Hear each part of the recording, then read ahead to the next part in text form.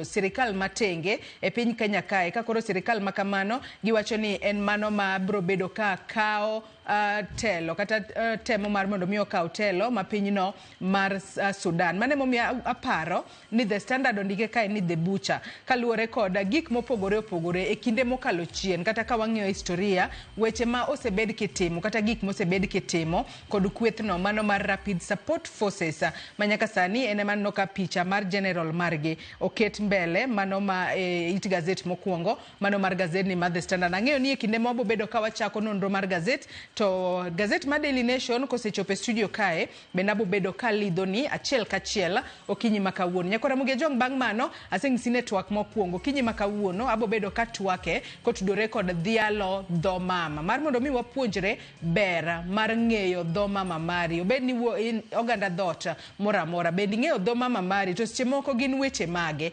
ahinya to e dholuo kae ma seche moko pogore wanyalo wacho ni Josiaya wache mopogore gi jogo mawuok e kaunti ma Kisumu jogo mawuok e kaunti ma Siaya jogo mawuok kata e kaunti ma Homa Bay kaachiel kod counties mamoko kama seche moko iwache dholuo gin weche mage ma seche moko iwacho mopogore to wanyalo wacho ni meaning en gimoro achiel katiyo kod ranyisi wang'eyo ni Jo-Ugenya luongo lwedo ni chinga to kidhie kuonde mamoko to jomoko wacho ni en lwedo mago kaachiel kod weche mopogore opogore wabedo ka wapuonjore ber mar ng'eyo dho mama odiochieng' ma kawuono. Bang' mano kawuono en chieng' tich abich ibo bedo ka iyudo mano chenro mar ng'e jothumbewa kod Solomon Atito Kafaya kama bang'e e twak e chenro mar mbako romo okinyi ma kawuono abo bedo ka twak kod rowere mawuok e mbalariany mopogore opogore e pacho kae ka bende nonro manogol kod mano riwruok makedo kod yedhe mamero ji e pacho kae noyango ni jopuonjre masomo e mbalariany mopogore opogore e pacho kae ema thoro tiyo ahinya kod yedhe mamero ji. Ang'o momiyo mae timore to ere kaka inyalo ked kod yedhe mamero ji ahinya to e kind rowere masomo e mbalariany mopogore opogore e pacho ka. Omiyo nyakora Muge Jwang chak tudri koda kochakore sani namba mar ote machuok 33600 Facebook ibiro yudowa achiel kachiel Ramogi TV X @Ramogi TV ka an bende inyalo tudri koda e Facebook page mara ibiro yuda Joyce Oduor mbui mara mar X ibiro yuda @JoyceOduor_ machiegni kendo magie thuond weche ma wamiyo pek. We are declaring an indefinite suspension of Social Health Authority services.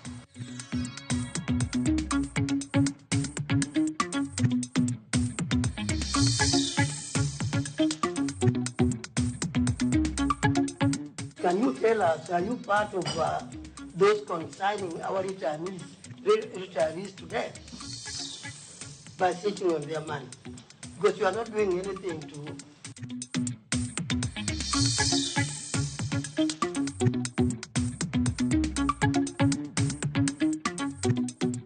Pod chunya osiko kuom nyathina nikech nyathina no ne en osiepna wago kode mbaka.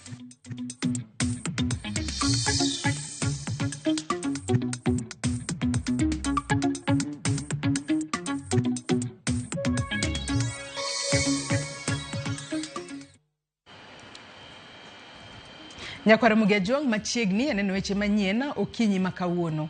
Ute thieth mag ji giwegi e kor gwenge kod mag kanise osingo weyo chiwo thieth e bwo okumba mar thieth mar SHA kochakore chieng' wuok tich juma mabiro. Jakom mar riwruok mar Rufa Laktar Brian Bishenga lero ni ma en okang' mar sundo sirikal ochul gope mag ute thieth ma NHIF ni godo maromo bilion 30 kendo medo omenda michiwo e bwo jotuo ma ithiedho to dok pacho. Rufa lero ni kata obedo ni gisebedo ka gibedo gi twak kod sirikal pok otimo moromo mar tieko achiedh nade manuro okumba mar thieth mar SHA kod rieyo chenro duto e bwo okumba ni gima koro rocho thieth e pacho ka. Simfros Okinda lero nwa mathoth. Malaudo chabich nyaka nekete tim dwe mar 10 higa mokalo. Okumba mar thieth mar SHA pok omako mach. Gope mag okumba machon mar NHIF chenro ma weth e kin mamoko koro chien okumba no gima kidek nuro chutho chenro mag thieth kendo keto ngima jotuo kama ng'aw. Ochakore wuok tich mar tarik 24 juma manyien ute thieth duto mag ji giwegi kod mago mag kanise e bwo mabul mar riwruok mar Rufa ok bi thiedho jotuo e bwo okumba mar SHA. Kaluwore kod gope mag NHIF kod omenda matin ma sirikal chulo ne jotuo mithiedho to dok pacho. On the 20th of February 2025, we are declaring an indefinite suspension of social health authority services due to unpaid arrears, NHIF arrears, and an unworkable outpatient reimbursement model. Kalura kod jakom mar Rufa, Laktar Brian Lishenga, kata obedo ni gisebago twak kod sirikal ewi gope mag NHIF, onge olemo mosenya ka koro sani chenro mag ochung'. Even if they were to pay us 100% of SHA claims, it is not possible because SHA claims are paying for SHA debts. Today, a nurse in the hospital expects to be paid. But if you did not pay them 6 months ago, it doesn't matter how well you pay SHA claims. We must have a complete closure of the issue of NHIF arrears. Lishenga bende lero ni omenda matin ma ichulo gi ne jotuo mithiedho to dok pacho medo mana nuro ute thieth. It is not possible to provide care at 75 shillings, surely. When you are taxing Kenyans at 2.75%, when we know that the average premium is now 900 shillings for the informal sector, how do you explain paying 75 shillings for a diabetic patient, a hypertensive patient? Report mar abiriyo ewi dare NHIF nyaka SHA manogol kod Rufa dweni nyiso ni chenro mathoth mag SHA pod ok oriere, gima medo kelo wich bar ne ute thieth. We have noted that 54% of hospitals have not received any payment from SHA since December 2024. This situation is worse in a level 2 facilities, which are 71% of facilities in Kenya, where 86% of them report that they have not received any payment since the transition began. 83% of hospitals have reported serious difficulties verifying patients' eligibility for SHA because of system glitches. This has resulted in denial of care for patients who are in urgent need of care, especially for outpatient services. Jopuonj kod obila mantiere bwo okumba mar thieth midendo ni MKL bende ok biyudo thieth chakre juma manyien ka MKL iseyo kuom tiyo marach kod ute thieth kendo rem chulogi e thuolo mar higa achiel mokalo. MKL has failed to pay hospitals for the last 1 year. No single hospital has been paid by MKL. MKL has been forcing hospitals to accept arbitrary and unexplained discounts on true claims. We also note that MKL happens to own its own clinics and that it has been favoring these clinics in an uncompetitive and unethical manner. Rufa ni kod ute thieth mayo 400 e pacho kamoting'o kaunti ma Kisumu magintiere kod osuptende 11. Homa Bay gin ute thieth 4, kaunti ma Migori 9, Nairobi 41, Kasia gintiere kod ute thieth 3 e kind ute thieth mamoko. Iwacho ni kama ruedhi ariyo dhawe, lum ema hinyore. Gima jotuo e pacho ka sani koro liero e tol modhero mar tuoro. Penjo en ni, to en ng'awa mabiro reso jo Kenya? Simfros Okinda, Ramogi TV, Nairobi. Riwruok mar lakteche KMPDU obwogo dhi ng'anyo tarik 18 dwe mar adek poni piny owacho onduso bath osach lakteche matimo tiegruok kata intern doctors. Kotelnegi gi jagoro maduong' mar riwruogno Davji Atela e kinde mane giromo kod lakteche matimo tiegruok, gikwedo wach mayande jatend migawo mar thieth Deborah Barasa owacho ni osach lakteche go ibiro duok piny kowuok e gana 206 nyaka gana 70. Atela okoni ok gibidok chien mondo piny owacho kik keth winjruok mar CBA mane gibedo godo higa achiel mokalo. Oka union waromo gi interns kawuono, waromo gi dakteche wacho ni ka gitemo ni gimulo mshahara mar daktari mora mora to mano nyiso ni gidwaro mondo wadwa gany. Koro wacho ni dakika 18 dwe mar adek wachako demonstrations e bara ndara. Bang' kanyo ka ok giwinjo wach to wadhi bedo gi ng'anyo mar dakteche te Kenya mangima. Ng'eny ng'anyo ni thothne kaka waseneno en sirikal maluonge. To sama ja sirikal onyisi ni dhi ng'anyo ka ramo ino kedhi. Koro wan wacho ni gitem ni gimulo osara mar dakteche. Mano mokuongo. Mar ariyo sirikal ma gima moro ok ti. Kata wach mag social health authority ma NHIF osetiyo higni 60 ma koro ok ti. Wach mar interns osedhi maber higni gite koro sani giketho kendo. Kapod wantiere weche motudore kod thieth, en ni riwruoge mopogore mag jochiw thieth koro dwaro mondo od bura owit oko paro mar nywando kendo duoko piny riwruoge mopogore mag jolony e sekta mar thieth e pachoka. Kotelnegi kod riwruok mar kuko, jolonygo lero ni onge omenda moramora magiyudo kowuok kuom sirikal e tayo chenro maggi kendo ketho moko kuomgi biro duoko chien okenge mosego e sekta mar thieth.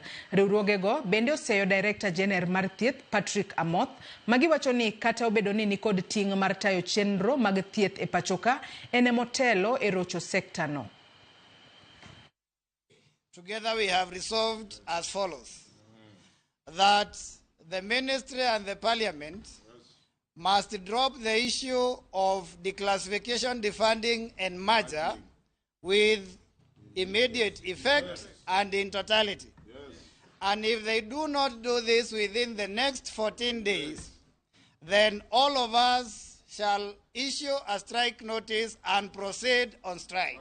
These regulatory bodies are protecting the professional trainings, professional practice, and the quality of healthcare that each of these professional bodies are giving to wananchi. Whenever it is reformed without our expertise, then it means the quality is going to go down and Kenyans are going to get services that are not standard. The Health Act actually designated the person of the Director General as the highest technical person in the ministry to advise the country and the President on matters of health. Once he missed direction, that is why we have the quarrel, the noise that we are experiencing in the country. Jatend migao mar jotich mag sirikal Justin Muturi owuok oko kendo dhi nyime gi mako amen kod jatend piny William Ruto ka oloso e od bura. Muturi oseyo sirikal kuom chako chenro mag dongruok mathoth ma bang'e to ok tieki. Muturi mane twak e nyim komiti mar od bura mochung' ne jotich oyango ni jotich mane tiyo e bwo bad migepe mag sirikal mane okethi ok dhi riembe tich ka olero ni biro miyogi tiegruok manyien kendo terogi e bede migepe mamoko mag sirikal. I don't know whether there's something wrong with our psyche as a country. Because the chairman, I'm saying this because I've traveled around this country. And there's something that I know some stored projects which have been there for more than 30 years. I went to a place called Wote in Makueni. You find houses whose construction started more than 30 years ago. They are still stored. If we don't have enough to do all of them, can we finish one? Can we get enough allocation to finish one? So that in the year that follows, you can do the other. Even if there were to arise need for retrenchment, appropriate compensatory processes would have to be thought out. Jod bura owuok tung' mosuo kod migao mar omenda kuom deko miyo jotich machon mag sirikal omenda maggi mag aeri. Jokanyo mag komiti mar omenda wacho ni bad migepe mag sirikal kod kuonde tiegruok mamalo nigi gowi maromo bilion 54 mag jotich maggi machon. Jaod bura makarachuonyo Adipo Kuome dwaro ni sirikal obed ka miyo jotich machon omenda matin motelo ne miyogi omenda mag aeri. Chris Owino nigi ler. E nyim komiti mar od bura mochung'ne weche mag omenda, migao mar omenda oyudore kinda kur Gasumbi ewi deko mar omenda mag aeri ne jotich machon mag sirikal. Jaod bura makarachuonyo Adipo Kuome oseyo migao mar omenda kuom bete omenda mag aeri mag jotich machon mag sirikal, ikini ma jotich machon mag sirikal to gwonyore gi pado ikini mathoth bang' dhi e rutaya. If you are a pensioner and you are born with no income and somebody is sitting with your money, consigning you to the last moments of your life, people just take it easy and Treasury doesn't really bother. Can you tell us, are you part of those consigning our retirees to death by sitting on their money? Because you are not doing anything to those who are sitting on this money. And are we really certain that, again, people when they retire, they will be able to, when you retire this month, you're able to get your pension the following month. Can you assure this committee? Adipo kuome kod jokanyo mamoko mag komiti mar omenda dwaro mondo jotich machon mag sirikal obed kayudo omenda matin kapod iloso omenda magi mag aeri. E duoko margi, migawo mar omenda olano ne gigolo bilion 7 odiochieng' manyoro mar chulo jotich margi machon omenda mar aeri madwe ka dwe. Currently, we don't have any arrears on the monthly, and that's why we are saying somebody will be transiting from one payroll to another one. The payroll of pension, we are up to date. The arrears are actually on their monthly payment. Jakom komiti mar omenda Kuria Kimani oyango ni bad migepe mag sirikal kuonde tiegruok mamalo kod sirikal mag counties gigowi mag aeri mag jotich magi machon maromo bilion 54. The local authorities pension trusts, this is on county government, 8.8 billion shillings. University of Nairobi pension scheme of 2007, 8.3 billion shillings. Local authorities provident fund, 6.8 billion. Moi Teaching and Referral Hospital, 4.7 million. Zoya Sugar, 329 million. Mumias Sugar, 306 million. Moi University, 287 million. National Water Conservation Pipeline, 237 million. South Nyanza Sugar Company, 227 million. Mumias Sugar, 179. Chemelil Sugar, 131 million. Rongo University, 78 million. E duoko margi, migawo mar omenda oyango ni gisechuogo aput moyiedhe madhi neno ni gope duto mag aeri mag jotich machon mag sirikal utiek chulo e wang' sa. TS National Treasury established a multi-agency task force to look at the pension arrears that is owed by various county government and various institutions. The task force is still in progress, and we will be presenting our report that gives the arrears post-devolution and pre-devolution. E komachielo, jo od bura okwedo chenro moro amora mar duoko piny omenda mar NGCDF bang' Kuria Kimani wacho ni migawo mar omenda oduoko piny pok mar omenda mar NGCDF gi atamalo 50. Chris Owino, Ramogi TV, Nairobi. Jagoro maduong' mar Jubilee Jeremiah Kioni koro oseyo piny owacho mar Kenya Kwanza kuom nyiso kido marach e mbele pinje maoko. Kioni lero ni agenda ma orochore ma jatend piny William Ruto osebedo ka tiyogo e tudruok kod pinje mamoko obalo kod ratiro kendo nyalo luto Kenya e bugo marach. Ewi mano odwaro mondo sirikal olok tanga kendo owe donjre kod pinje mamoko e tok dwaro margi. For foreign policy that guides you to host M13 in the country, and they form an opposition to the government in DRC.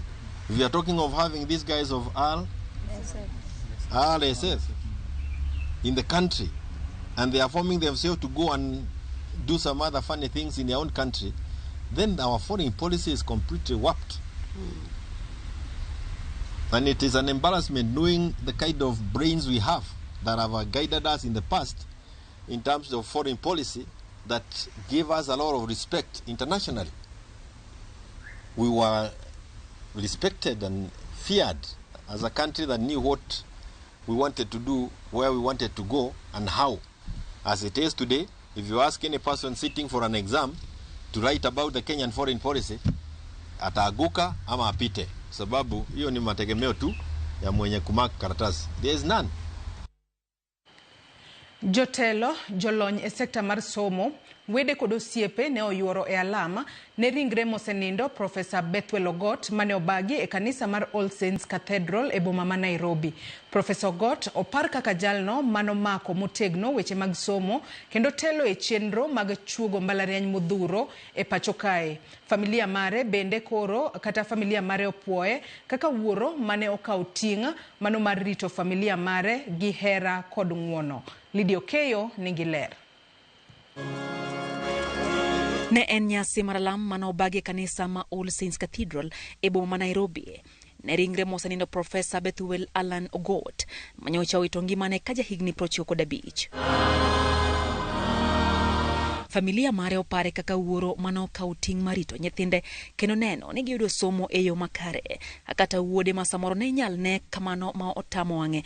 Olero ni wuon mare ne ok ojwang'e kata obedo ni ne en nyathi matama kendo nolali e kong'o kod tiyo gi yedhe mamero ji ka sani olokore kendo okonyo oganda man kod midhiero makamano. And when I landed in rehab in 14 days, I learned what my parents had spent millions. And I decided when I leave, I am going to help others. My father funded my organization for the last 25 years since I left rehab. This T-shirt is saying thank you to my father. His biggest accomplishment was he was a very successful father.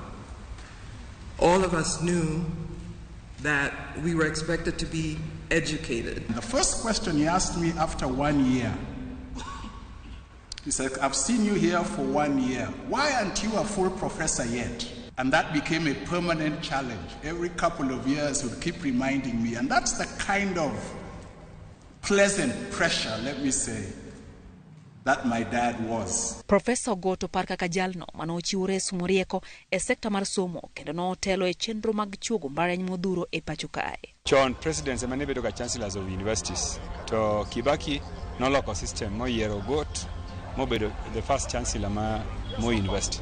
Dierego kawa manyo pend chik mar Kenya, Professor Ogot ne en achiel kuom jogo mane pimo wach gi jowa mane ndiko pend chik. Kendo en manen kaka consultant mar Tom Mboya. Nen ga rare demeanor of humility. An ordinary, down to earth, yet with a huge reputation. Ngato nyalo ga bedo professor, nyalo bedo japuonj.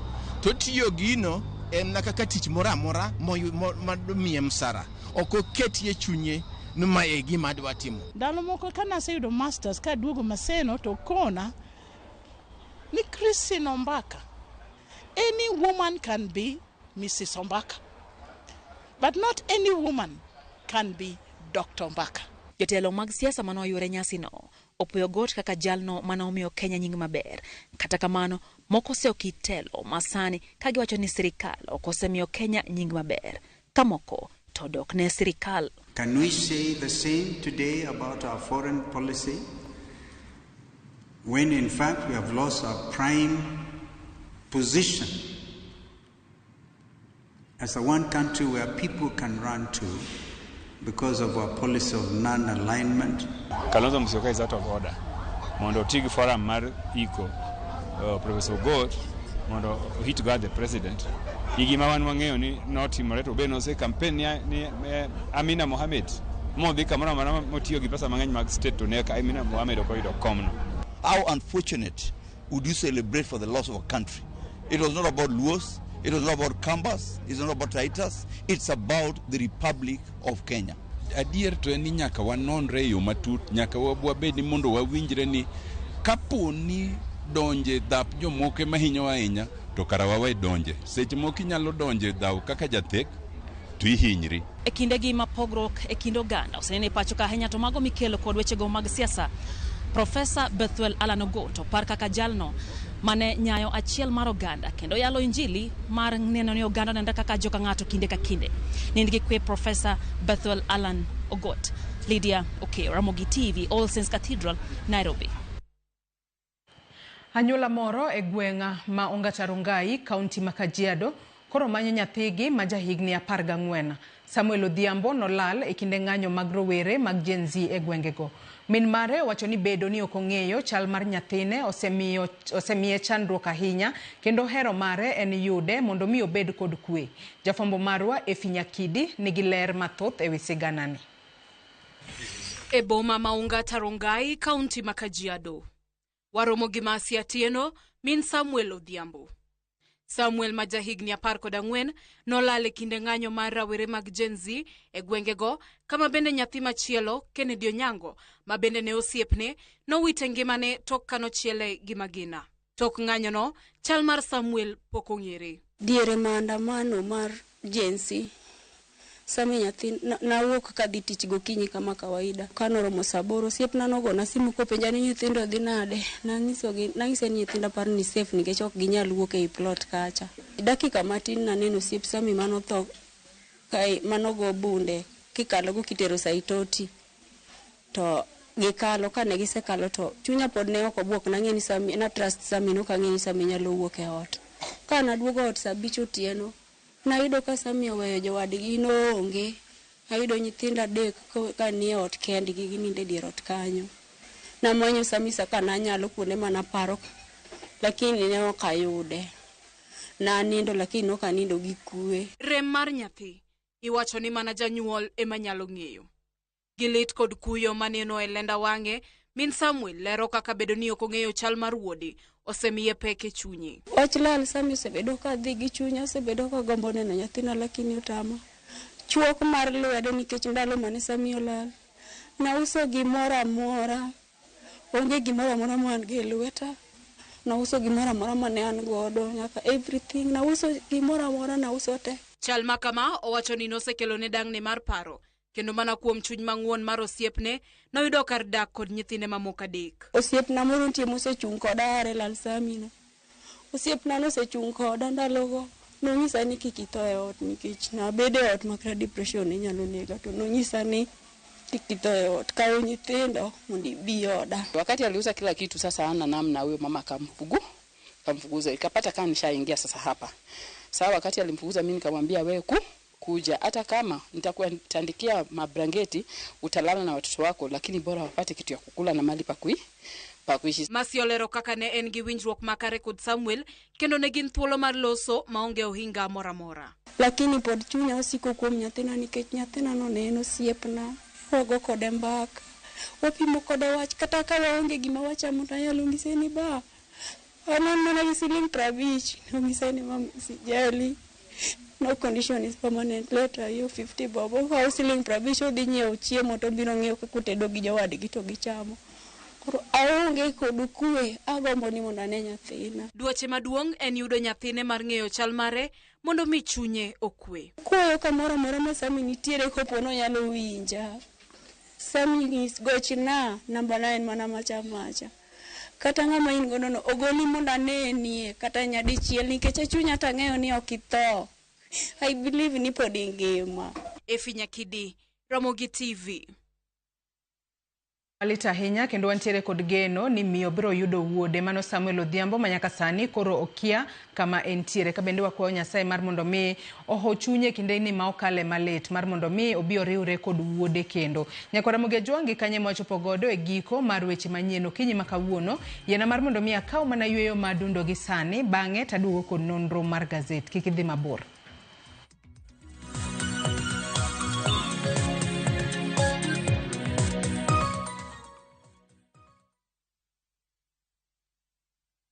Win Nambogi on patapata.com. Yes! The more you refer, the more you earn huge bonuses and cash prizes. Refer and repeat. Not for persons under the age of 18. Authorized and regulated by BCLB license number 447.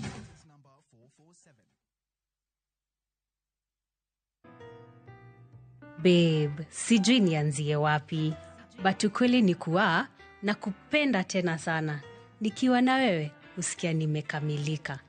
Kwa busu lako, kumbatio lako, aki nguvu niisha. Tabasamu lako hunimaliza. Sema tena nisikie kuwa unanipenda na hutoniacha kamwe. Na kupenda sana mpenzi. Dial *811 447 hash to get nakupenda mpenzi. Ticha beach kocha kore Samuel Otieno nyaka sauchi lakini ni mixes maliet kabisa maglu rumba luo benga kachil kora jao maliet kuwo ke ondamo 107.1 FM kar chunje luo kapela nako ni wangne kawado kocha nyaka wang joy mari Ramogi TV Lungani a boy handsome mandawea roji bed and breakfast. Lungani DJ Kolokolo instrumental. Tokodan Solomon Atito Kafaya gudi. Kawa choni ma en Ramogi Night Disco. Kete Manaka.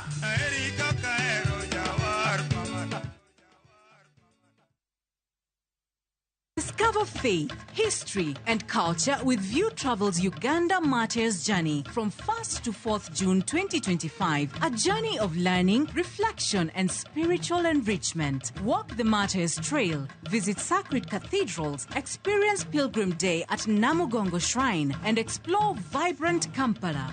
Starting from $925 per person sharing, tailored just for you. With View Travel, pilgrimage yako iko sorted. Book now and lipa pole pole. Visit viewtravel.com or call and WhatsApp 0703 254 254. View Travel. Dream. Explore. Discover.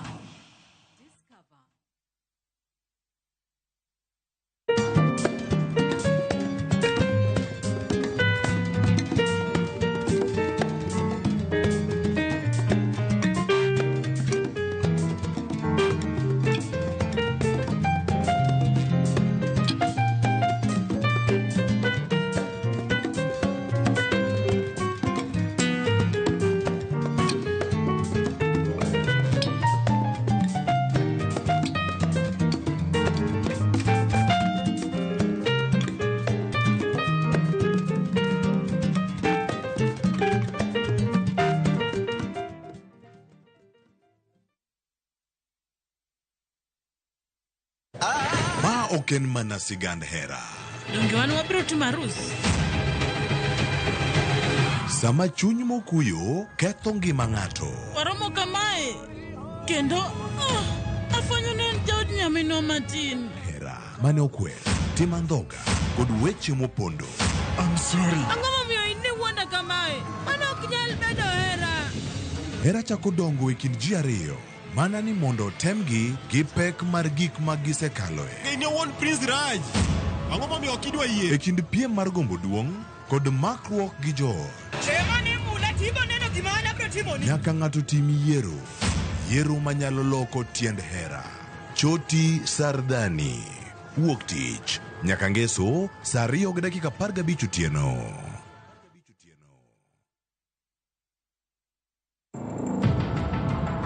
E piny mahera kod pesa ok winjre. Kimi manyono. Imanye kama chielo. Joot achiel chiegni pogore. Ibro miyo ji kata nyinga. Miyo mohero mwandu moloyo hera. Sani ng'ama onge pesa timo nade? Nyare maduong' ne olale chandruokne kod manyo hera madieri. Ok adwar pesa ne, adich gi hera. Awinji nyathina. Mano kende. Rawera manie hera. Kabanto ka ok vero. To wuon mare noneno hinyruok mani nyime. Ka duogo kama yudi dalaka. Ibro neno giwa. Miriambo, hera, makruok gi ng'ato. Irwakore gi pesa na, isomo gi pesa na. Kaito kado awuoyo kod ginya winjo manyisi. Ne en mula e Winam Cinema, Jumapil, saa 2:04 otieno. Kik bai.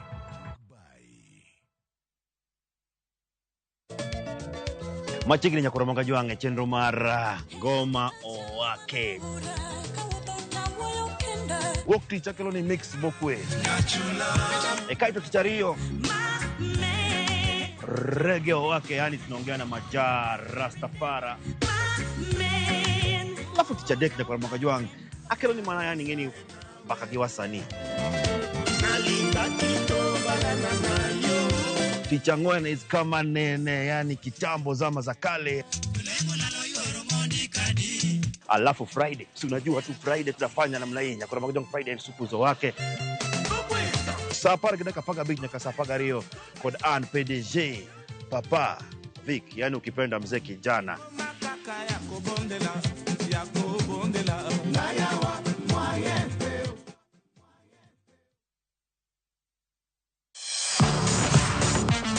Ne thuolo mar yudo weche tuke duto nyaka mopondo. Mbaka makende mag jotugo kendo mag jomolony weche tuke. Can you believe it?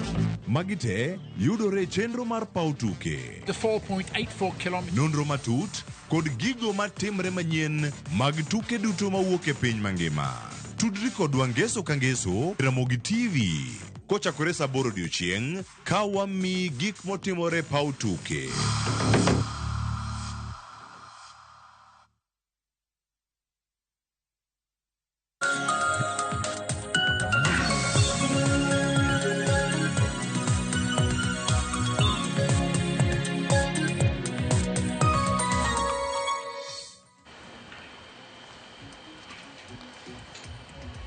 Nyakwara Mugejwanga singoni na kaoni akao mana yoyo madundo kaita duogo kod nonro mar gazeto kinyi makawuono. Ntiere kae kod Hansel Oyango, jafwambo wadwa mar mondo mi wami siso mar ng'eyo gigo mantiere gazeto kinyi makawuono. Yaore Hans ichio nade kinyi makawuono. Achio ber Joyce Nyasaye osekela ka. Duoko na erokamano ahinya. Biro ka mondo timo wanyalo timo walidhne Nyikwara Mugi gazet kae The Standard aneno ka komiyo pek ahinya ng'at ma iluongo ni The Butcher ma ok en The Butcher ma yango dhok, en The Butcher miwacho ni yango nego ji piny ma South Sudan kocha ok South Sudan, mano Sudan ma capital ne en Khartoum kocha makoro osekelo liet. Wang'eno osebede Kenya ka gijoge ka gitwak, amano osekelo liet mang'eny ahinya ka. Wan gi weche mag gero udi ma jatend piny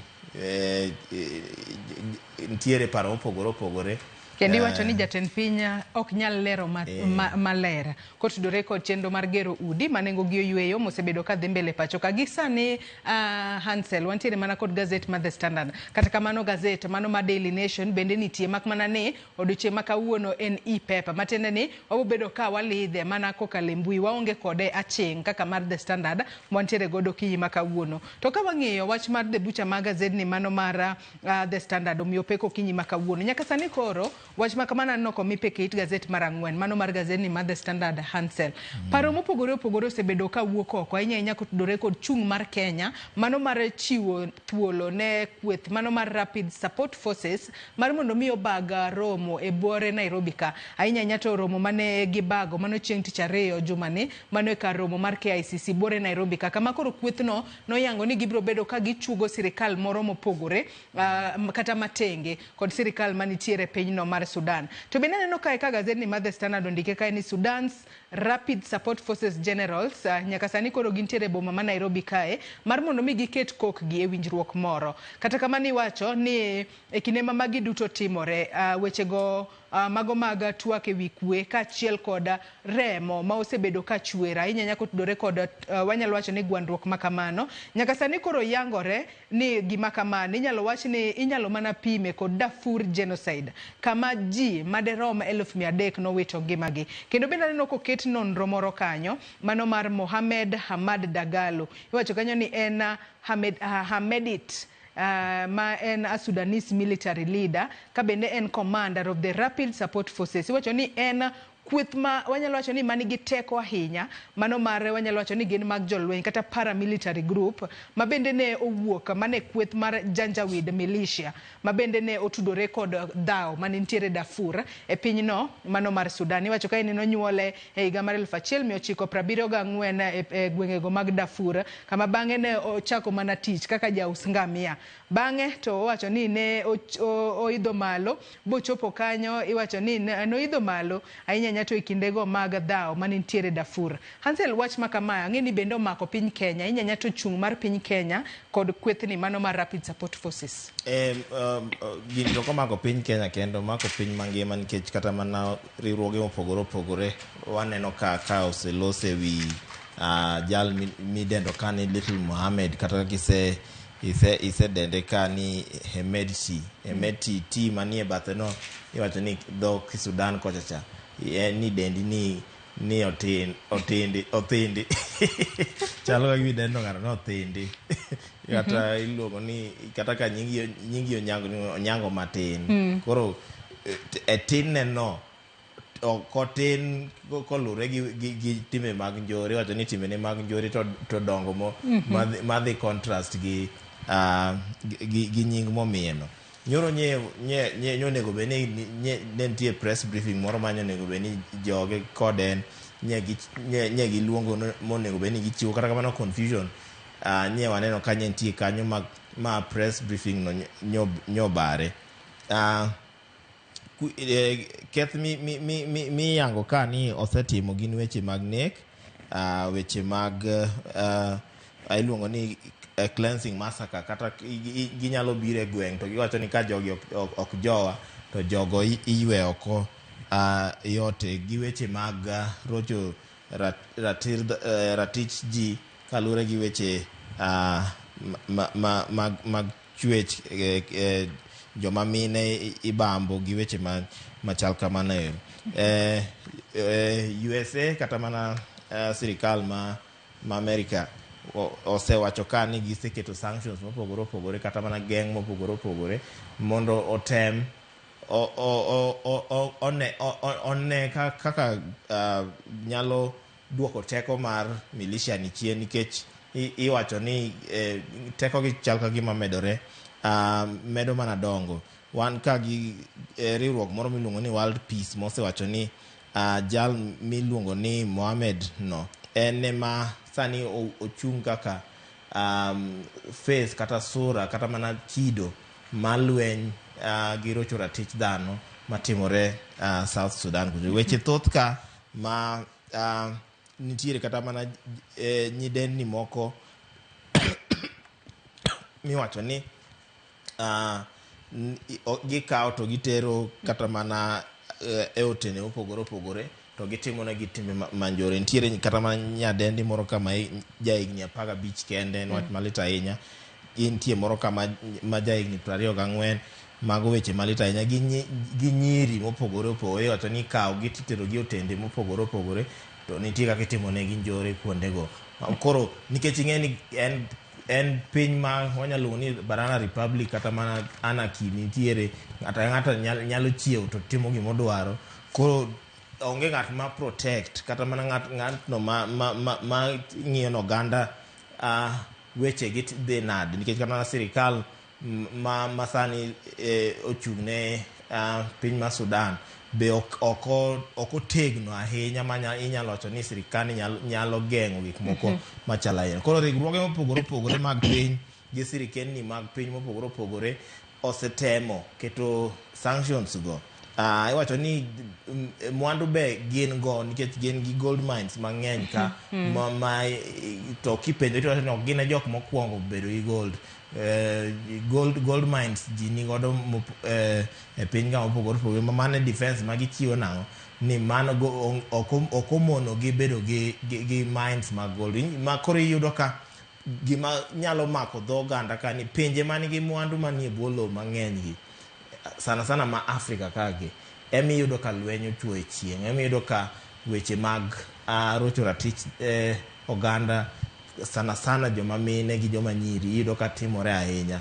Koro akia ni ang'o matimore e Afrika ka momiyo kata king'iyo weche mag Congo kochacha en mana weche mag mwandu manie bwo lowo gi ema iyudo ka kelo weche aina gi ma koro kata mana kwe moro malong'o kwe we kata mana kwe malong'o sign mo mag kwe iyudo ka onge e gwenge machal kamano. Hans adwan waket tenge weche makama kaluwore ni mago bende gin weche ma bende pod waluwo ahinya kaluwore ni nyaka sani iwacho ni tudruok e kind iwacho ni en Hamedit to Tino en mano maanisha ni ng'ama tin.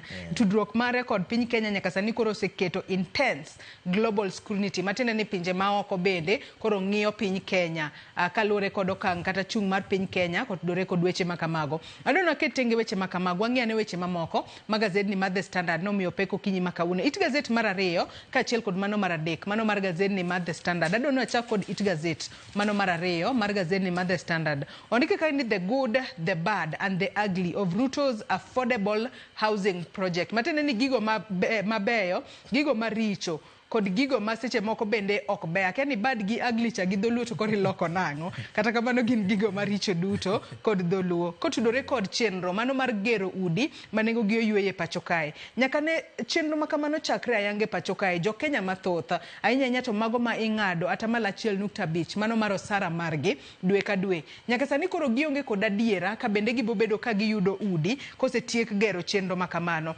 Anno ka nitiere ranyisi mano mar gazedni mar The Standard ondiko ka ni nitiere okila oyang nyinge kaka Ben Siele. Nyaka sani koro wacho ni en achiel kuom jogo mane ose oro kwayo margi mar mondo mi oyuda ne unit e Bomet Affordable Housing Project. Ka nyaka sani en korka kore entiere kod mor kata entiere wanyalo wacho ni entiere kod geno ni tok chulo shillings 12,000 dwe ka dwe ma osebedo kochulo, kendo wacho ni koseyudo ot makamano to seche moko kokawo okang' mar kodesa ot makamano to nyalo kodesa e shillings 35,000 mano dwe ka ka dwe to nitiere yuto moro ma nitiere kod geno mobo bedo koyudo. Kata kamano jo Kenya mathoth osebedo kod to kotudore kod chenro ni mar gero udi manengo gi oyweyo nikech koseng'adi iwacho ni atamala 1.5 mano mar ming'ado machacha en usuru. Matiende ni en usuru michulo to wang'e ni usuru kisechulo onge kumiduoko niga. En mano usuru mar gero udi makamago. Odno kidwaro to kene nyaka inyiewe kata nyaka kori donje plan mano mar neno kaka inyalo chudo mos mondo odno bed mari. Hans. Wach ma udi ma iyango na affordable. Hapa number 1 term mar affordable onego wago. Okay, na affordable. Okay, ma affordable kanyo ne jo Kenya. Onego waluongo ni housing project. Nikech number 1 usuru ng'adi. Usuru ni kan ng'adi jo Kenya no dagi nok ng'adi. Matiende ni ng'ade ma jo piny ok oyiego. Mar ariyo kose ng'adi usuru ni kidwaro ot to ni nyaka kendo chak idhi nyiewo. To koro affordability mare en ang'o? Koro experts mopogore kae wacho nang'o ni pesa ming'ado jo Kenya no debe ni nie circulation kata debe ni tiyo owene jo Kenya. De ja Kenya nyalo dongorego ma de onyalo afford ot en owuon. Sirikal do keto okenge opogore mag bero lwasi matimo ohala mag tije to jo Kenya de nyalo nyiewo udi gin gi wuon molo king'ado gi usuru. Mar ariyo kendo nitiere experts ma wacho ni nitiere other sources kata mana kuonde minyalo yude pesa ma kata ka ng'ato dhi nyiewo to feel nang'o ni ma project ma ok na contribute ok na chude makoro onego beni kendi chaki nyisa ni nyaka gol pesa ni nyaka nyiewo nikech ng'eni sama golo kata ken mana siling 50 dwe ka dwe sama ochopo ni koro adhi nyiewo odno siling 50 no onego bed accounted for onego bed ni nyisa nang'o ni siling 50 ni okonyo bro konyi nyiewo odni nyaka kama timedo mana pesa machal kama. Nitiere projects miwacho ni nochako to chung kaka gwenge ma Kisii kochacha Nyamira kochacha iwacho ni sani higa achiel nyaka jatend piny ne dhi yang projects go iwacho ni projects go ochung ma ok dhi nyime nyaka sani. Kata kamano nitiere maber wacho ka ni the good en ni nitiere kuonde ma projects go moko ma oserumo to nitiere moko miwacho ka ni iwacho ni moko pok ochak kata matiende ni nyalo bedo ni nosiema ni kati mobo bed kigero gi to onge tich moro amora mosebedo ka dhi mbele. Mae okay makoro nye waneno ka mturi nye wuok oko to wacho nang'o project ma sirikal chako mang'eny to ok tiekgi.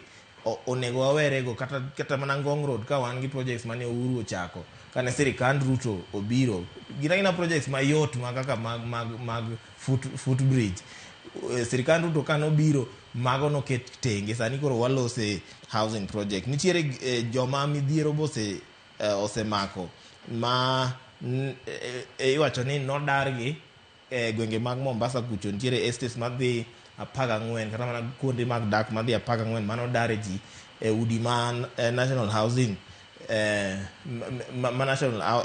udi meg national housing no darge kinyiso gi nang'o no beni igedo kundo to kata kamano en mana estate achiel kende ema ticha ina nosechako. Jal mi wacho ni lawyer Ben Siele ma osebedo ka nosebook ot ni eno wacho ni eno chulo 12,000 dwe ka dwe to kogo kwareno ka pesa ni kan kobro biro yudo ot to gini bro miyo ohala. Koro magi achiel kuom the good ma inyalo wacho ni project no nitie. Kata kamano to ondik ka be ni mibadhi nitiere buche mag mibadhi ma bende project ma housing ni nyalo kelo. Kopogore kod manit gazet mar adek kanyo Hans be naneno ka nyaka sani koro sirikala bende podi kedo mar mondo mi otema ne lero ne ji mathoth kotudore kod chenro mar gero udi manengo gi oyweyo. Nyaka sani koro jatend migawo mano Wahome nyaka sani koro nowacho ni usuru makamano mano mar atamala 1.5 mosebed ka ing'ado osara mag jotije iwacho ni ne en gino ma iwacho ni nyaka ne time kalure ni project no odwaro pesa mar mondo mi ochwale. Kata kamano jolonya to wacho ni noken gino makare mar mondo mi omed ng'ad osara mar jotije to osara no kinde ka kinde king'iyo payslip osara dok mana piny. Kata kamano sirikal ok nyal lero negi gimomiyo ka oseng'adi kendo pod inyiewo ot makamano. Iwacho ni nyaka sani nyaka ne sirikal chak chenro no mano ma kata nyaka ne kete tema mano Affordable Housing Act mano mar higa mar 2024 nyaka sani koro iwacho ni kete e yo makare kata lero e yo makare podi ok nyal sirikal ok nyal explain kata ok nyal lero makare. Iwacho ni nyaka sani iwacho ni nitiere singo moseketi mar gero kata unit 5,000 kata kamano moko kuom gi osetieki moko kuom gi podi. Kopogore kod mano bathe kanyo Hans bende nitiere wach madwani walose mano kotudore kod yedhe mamero ji. Iwacho kanyo ni report mano gol kod mano duol makedo kod yedhe mamero ji e pacho kae mano National Authority for the Campaign Against Alcohol and Drug Abuse NACADA. Nyaka sani kori wacho ni atamalo 57 mano mar jo Kenya osetiyo kod kong'o kata yedhe mamoko mamero ji e pacho kae. Kabanano ka giketo nonro kanyo kotudore kod kit kaka ji tiyo kod yedhe mamero ji e pacho kae. Iwacho ni kopogore kod kong'o to ng'ato ka ng'ato nyalo bedo nosetiyo kod yedhe mamoko obed nyasore obed moko mabende aneno ka gazeni wach kanyo ni tobacco, cannabis, cat, cocaine kaachiel kod heroin. Sinde to wang'eni yedhe kaka nyasore ok luong ni hard drugs gin entry level yedhe mokum kata yedhe ma tek gi oselokore. Ng'en kinde machon ne ni kidonjo tichako gi kong'o matin tin kata ndawa matin tin. Tinde to gichaka gi nyasore straight, then gi advance kanyo gidonje moko makoro ji chuore godo gi makoro gidonje. Survey to gol kai wacho ni atamalo 57 ma jo Kenya osetiyo gi kong'o. Survey no nyotimo sample kata nyogwelo ji madhi 3,000 gi wiye ma e kindgi mano nye gin ji e higa mara age bracket ma between 15 gi 65 ma nyocha ni sani iyudo ka ji aina age group no osetiyo gi yedhe mopogore opogore. Iyudo ka ng'ato en ok ni en kong'o kende motiyogo. Iyudo kotielo nyaka ndovu bet e lembe kanyo ero. Wacho ni kong'o ema otelo nigi ji milion madhi milion 3 gi wiye kiluwe gi ndawa ma en milion 2 gi wiye. Mar adek en mira miwacho ni igni mokava ahinya en mana ma chakre 15 nyaka 65 mano king'iyo population ma piny mane the productive age ma iyudo ka onego bed ni gero piny to mage joma yedhe opogore okwako. Kabe wachore ni joma iyudo ka otwe ahinya gi abuse ma drugs gin igni madhi 25 nyaka 35. 25 nyaka 35 iyudo ka mage joma oa e mbalariany samoro to donje tich to gine current experts, gine middle class minyaga ni mage middle class kata ken entry level middle class to gin level ma middle class mateni middle class gini okwaka ahinya weche mag drug abuse gin nikech be iyudo ka gin gi pesa samoro family onge go koro en gi pesa moro ma extra onyalo spend ewi yedhe mamero ji mopogore gi makoro mae gima onego ong'i kaka inyalo kony oganda nikech ka koro your first 10 years ikia par mokwongo mag tich iyudo ka osedhi e kong'o the next 20 kata 30 ng'eni bobedo matek ahinya nikech kisechopo 40 50 kanyo loso mwandu kendo ng'eni ok yot ga ahinya nikech teko ni be yudo ka koro chako dok piny. Aya Hans kotudore kod weche mag yedhe mamero ji mano bende twaka mabo bedo godo kod rowere chenro mar mbako romo kinyi makawuono mar mondo mi wapuonjra ne to ang'o miyo rowere tiyo kod yedhe mamero ji tang'o minyalo tema mar mondo mi okeda kod yedhe mamero ji. It gazet mar 5 mar gazedni mar The Standard nyaka sani kori wacho ne skunde mago mag piny owacho bro bedo ka koro nitiere kod nok mar omenda gino miluongo kanyo ni financial crisis in public schools nyaka sani koro nyalo bedo marach moloyo kalore ni piny owacho geto mar mondo mi oduok chien kata ondos budget mar omenda ma ichwalo ne skunde kaluwore kod jagoro mongirore migawo mochung' ne wechego mag somo Belio Kipsang nyaka sani koro wacho ni jopuonjre mago maderom 982,197 nyaka sani koro nyalo rem yudo omenda ma sirikal chwalo ne jopuonjre mar mondo mi osir sombgi. Twang'e ni kinde mathoth jopuonjrego masomo e skunde mag piny owacho ahinya to day scholars wanyalo wacho ni ting' margi duto sirikal ema osebedo ka kawo. Kata kamano jonyuol koro nyalo bende yudo pek kaluwore kod kaka sirikal chano nduso budget mar omenda madhi ne wechego mag somo e pacho kae. Hansel. Sirikand Daktari William Ruto aparo ni weche mag somo we kata somo nitie weche mag thieth be but sani we focus on somo otamo nikech magi gin gik mana nyalo magi gin gik monego be ni bedo kak imiyo priority e sirikal. Kiwinjo ni population ma nyithindo to medre but capitation iwacho kani iga ka iga capitation dok piny. Ka iga ni sikunde sikunde mag secondary expect ni gibro yudo pesa madhi mana bilion 21 matin ne monego be ni giyudo. Free day secondary bro bedo gi midhiero mang'eny. Kaeri be inyiso anang'o ni sirikal allocate kata mana sirikal oyango bilion madhi mana 54 kende mano monego be ni giyango bilion 76 makoro jotend sikunde mopogore wacho ni gin gineno ka koro giseoro kwayo gi ne sirikal ni mondo sirikal oyienegi mondo gi review fee structure mar sikunde mondo jonyuol omed chulo pesni mamoko. Kata kamano Belio Kipsang to wacho nang'o ni maeri nyalo bedo ataro mar chik pend chik ma Kenya ka mawacho nang'o ni ng'ato nigi right to free education Kenya ka monego be ni sirikal provide free education ma capitation wachne ni onego ong'i malong'o. Riwruok mopogore boselose wachni ma en wach monego ong'i malong'o nikech maeri koro waneno ka bro dhi thiro somo Kenya ka to jonyuol ma wang'e ni nyalo to bro golo nyithindgi e sikunde mag primary go nikech bobedo matek nang'o nikech sikunde ng'eny gi bro bedo gi midhiero opogore ok bibedo gi pesa ma bro nyalo konyo sikunde go. Koro akia ni nyalo tim nang'o, akia ni county government nyalo donje wechegi nikech wang'e ni weche mag somo to ok nobedo devolved. Koro akia ni county nyalo donjore wechegi kata mana MPs gi kitis gi mopogore different organizations mopogore ka nyalo konyo mondo somo ma Kenya ka rochruok mwasebedo kwaneno waneno ni okony.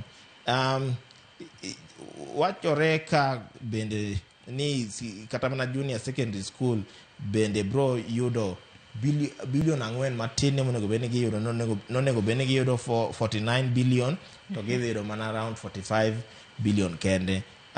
Free primary education nyathi ka nyathi onego bene yudo siling 1,420 kata kamano mano bende dhi dok piny mano koro en midhiero kendo ne sikunde. Koro wayudo ka every sector, every level of education, every category of education ma Kenya ka mano both primary gi secondary wayudo ka bro bedo gi midhiero opogore. E secondary kacha be japuonjre ka japuonjre onego beni miyo 22,000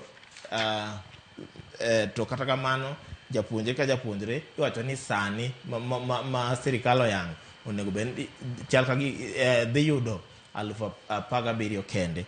Makoro maeri en gima miyo jogo matayo sikunde bedo gi tich matek ahinya ka gitemo neno nang'o ni sikunde gi ok olwar nikech kuma waneno ka sikunde bo yudo pek ahinya e temo sama koro riembo weche ma opogore monego bed ni gitimo.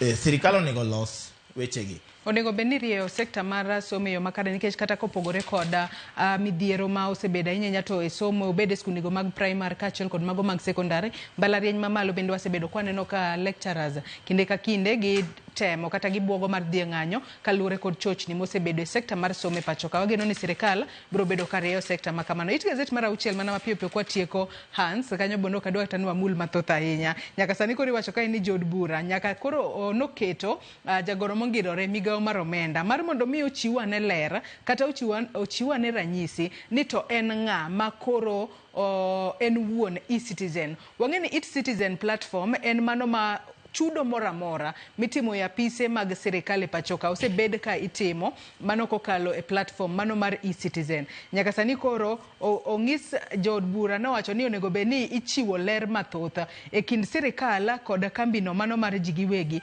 Kambino oyange kae ni en mano mar Webmaster Kenya Limited ni ene mane oloso mano mbuino mar eCitizen. Kata kamano penjo makoro jood bura ne dwa ng'eyo ni to ng'ama koro kawo ting' ma koro kipenjo tinyalo wach ni either en sirikal ema own eCitizen kata en mano kambi mar ji giwegi mano mar Webmaster Kenya. Mana mapiyo piyo Hans kwati. Weche eCitizen to midhiero osekwako ka kuom higni mang'eny ma ji penjore ni ng'a en jal man en sirikal kose en kambi ma jal miluongo ni James Ayugi ema riembo eCitizen kose en sirikal nikech iwacho ni eCitizen nosekete lwet sirikal.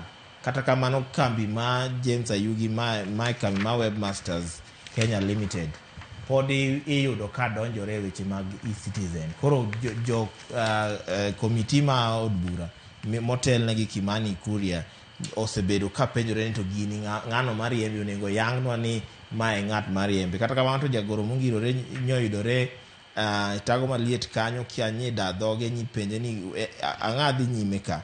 Koro ema nyotemo lero kanyo ero kowacho ni eCitizen adier ni e lwet sirikal. Kata kamano kambi mane olose no pod chiwo gimiluongo ni support. Sama eCitizen nigi issue mopogore opogore to gine ma gibiro to gitimo support. To mano nyomiyo jo komitino achiel kuom gi MP ma Turkana miluongo ni John Ariko ka nyedwa ng'eyo ni winjruok no sirikal nodonje nade gi kambi no ero makoro nyidwa ng'e ni fees ichajo nang'o, chudo mopogore ichajo nang'o, to en ng'ano ma pesa no dhi ne ng'a.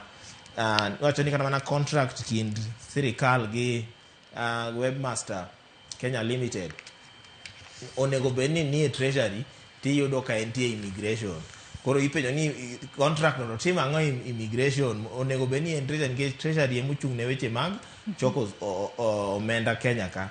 To ka contract no bedo nitiere immigration, dibede ni entiere immigration tinde nigi mandate mo ma treasury otiyo tij treasury ema koro nye jood bura mopogore opogore bende penjore kanyo ero. Hansel anno ka thuolo marwa dhi karumo kinyi makawuono. Gazet ni mar The Standard pod nitiere kod weche mathoth e it gazet ma hii anno kanyo ka nyaka sani koro do bende ne oyango ni mano Jimmy Wanjigi bende ok nyala twe ka otudore kod iwacho kanyo ni firearm drama case ma koro iwacho kanyo ni doho ochungo ogai mar jomin buche kuom donjone kod Wanjigi gi ketho mano kotudore kod bedo kod bunde. Mago kachiel kod weche mamoko anno ka gazet ni mar The Standard omiyo pe kotudore nyaka kod nyithinda deka mano wito ngimagi e masira mar mach mano muocha e odgi. Mago duto nyaka Ramogi Ajwang' nyalo somo e gazet mar The Standard. Hans awacho ni kata obedo ni waonge kod gazet mar Daily Nation aching'o kinyi makawuono, wantiere kod e-newspaper kinyi makawuono. Adono ang'i mana mapiyo piyo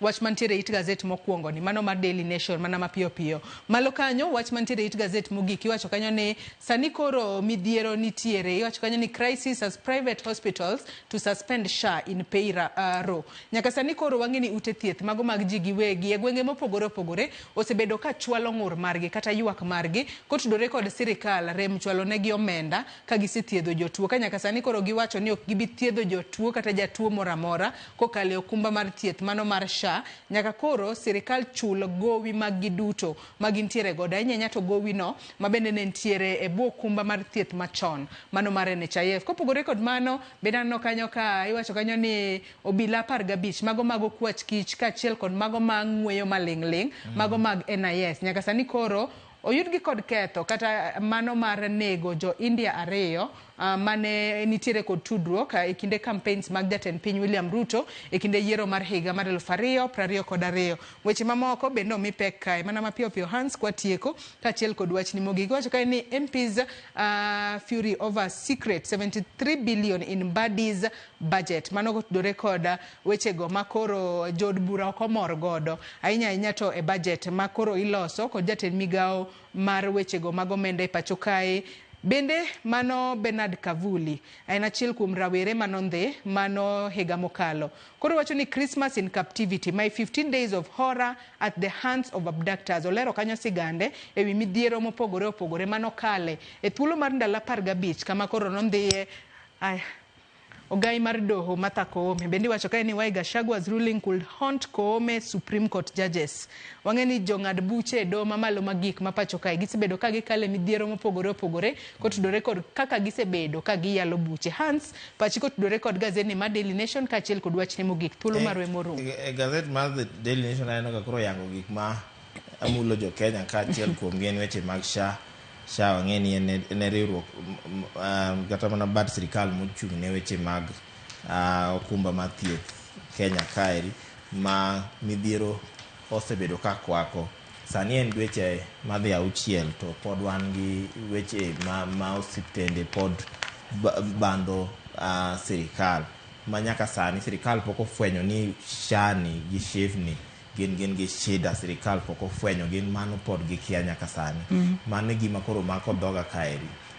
Mbarito nyaka lernwa malong'o ni 73 billion manie iye kanyono en wach ma kompyuta ma 2008 ma wadoke koso en nang'o koro rego lernwa kanyo ero.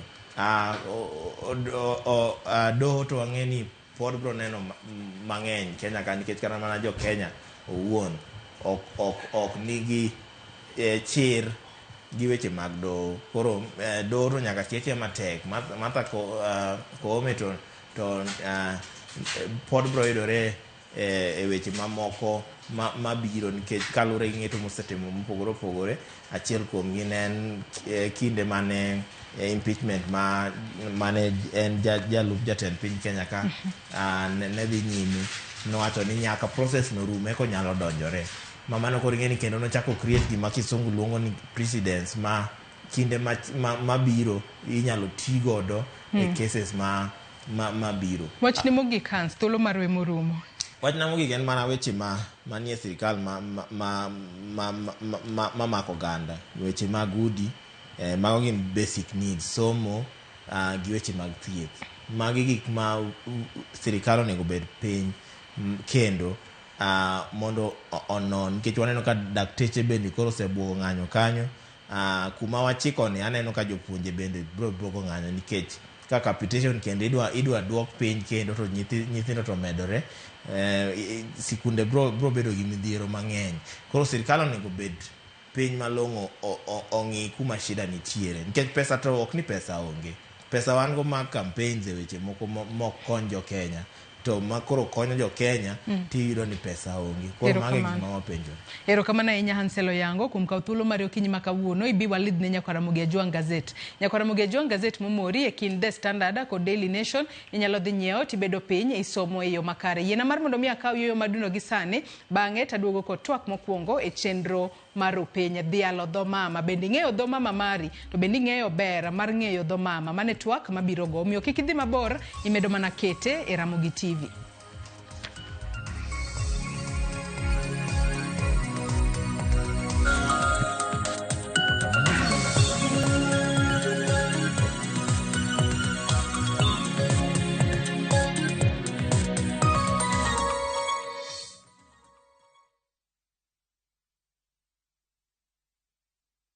Share your unique referral link. Get Mbogi yako ku sign up na place bet na ukamate huge bonuses and cash prizes on patapata.com. Refer and repeat. Not for persons under the age of 18. Authorized and regulated by BCLB license number 447.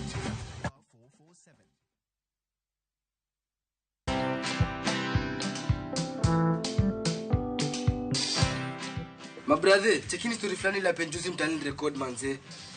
Lakini bro, kazi itakuwa tu ni kujaza simu na hizi mavida. Ai, kujinice tu kaka. Mwananchi gani huyo anarada medali ya pesa? Leta tenje ni kusho vile tutaomoka. Citizen Digital wako na platform fulani kwa site yao inaitwa Wananchi Reporting. Hapa unaweza tuma story yako kwa website yao ama kwa app yao ya Citizen Digital. Na kama hiyo process ni ngumu, unaweza tuma story kwa email yao, WhatsApp number ama uitumie kama SMS. Alafu gani napataje bro? After story yako imepublishiwa, hapo ndo una receive 1000 kwa simu yako. Bro, au umenichanua. Don't just witness the news, be part of breaking it. Download the Citizen Digital app and share your story with Wananchi Reporting today. Citizen Digital.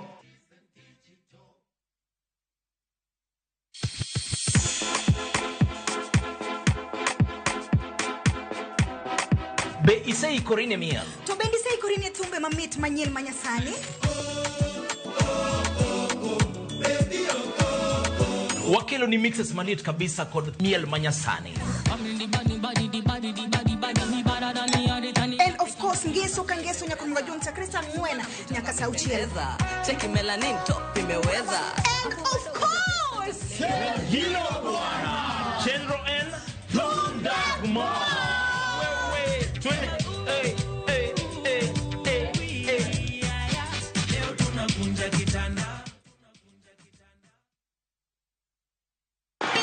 Kuchagua shabiki.com ikuwe part of your wins. Hii 2025 tunaenda kufly even higher. Ukiwekelea, wekelea responsibly. Not for persons under the age of 18. Authorized and regulated by BCLB 671.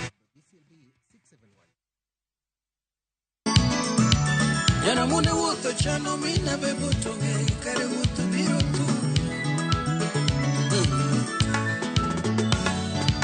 Kare no chenga kendi ma. To kare no chenga nyumi ma. Lea aliko. Kare no chenga kendi. Hello nyikwara mugejwa ma en Anjavan Makajudo. Takoni ni mondo me iud thuma mar Gen Era kaka skiza team mari. Di mana star 860 star 417 hash. To parni Ramogi TV e od jothumbe duto.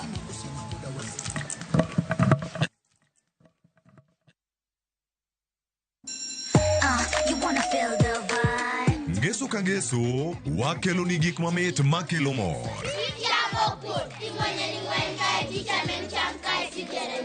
Rogo mar nyithindo kae, wakelo ni talanta. Loso gi lwedo, wapuonji tedo be. Gi moko mamit. Rogo mar nyithindo, ngeso saa 3 mar okinyi, mana e Ramogi TV.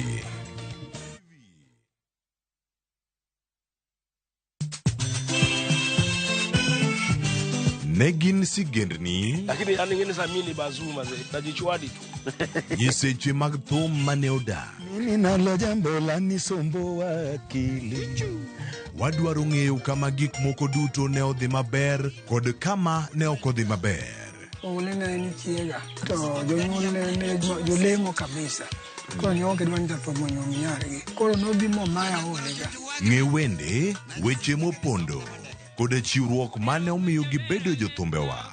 Atemo kano sigana mag joluo. Gini chakruok mar gimoro nyaka bed ga gi gikone. Safar ma wan go mar music mar thum en safar mabor. Riwri kod Solomon Atito Kafaya e chenro mar ng'e jothumbewa.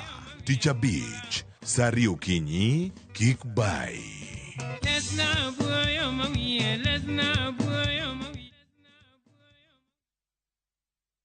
Kidliekno achiel maber nigi achiel marach. Kit telo mane ma gidwaro nyiso generations mabiro. Sama iwinjo ineno kiyanyo wadu e mbui kikiringi donje. Kenya waber kabisa e pepa. Pinje moko kawa blueprint. Wanto wandiko ka kanyo to wakete shell. Joma ne nigi lony ka nochako timo gini kendo. Classification mitimo ka. Oyo. Kose yier jotelo, we must allow them to work. Kiwe siasa tenge migo oko cha. Ber mar ng'ato. Papi e lach. Ka papi e tekni. To loki e patan. Janyao onge mbala. Kama iro dhuolore mach nyaka bedie. To mantiere ka IBC okadho pa loc commissioners. Kaka wanene, wuok tich ka wuok tich, chakre sa 2 okinyi, kik bai.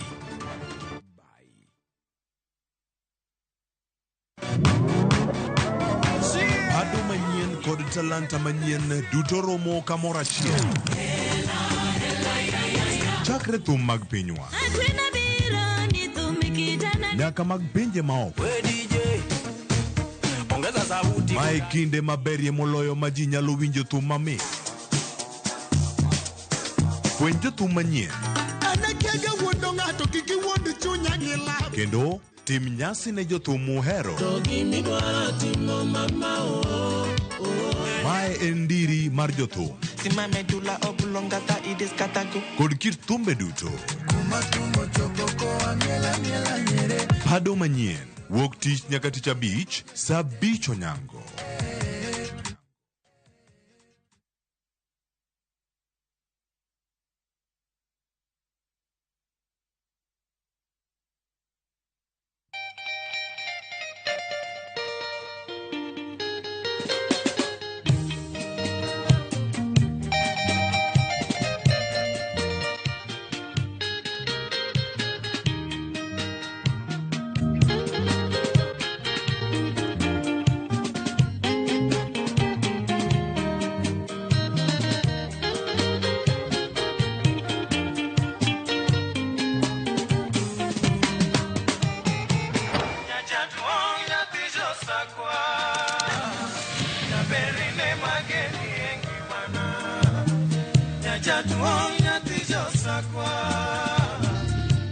Radio Ramogi, kar chuny jaluo. Radio Ramogi.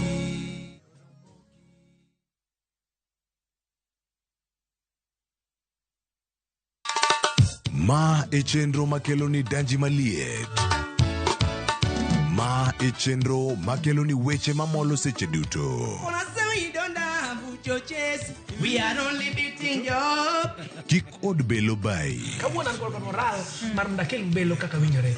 Ma e chenro makeloni duond yawuoto nagi. To wakwayo rowere bende kiyudo matin kik icham te. Ikungo. Duond mine. Kaja odi miyo nigi pesa malo dichuo. Support. Kod ohala. Gimotimo as a fashion house, we measure in both ladies gi chuo. Mane mbak ndalo chakre wuok tich nyaka tich abich saa 8 odiochieng'. Mane Ramogi TV.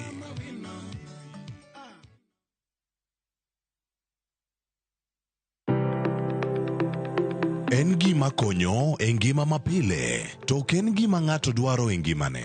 Bedo gi ngima maber miyo ng'ato dak e ngima maber.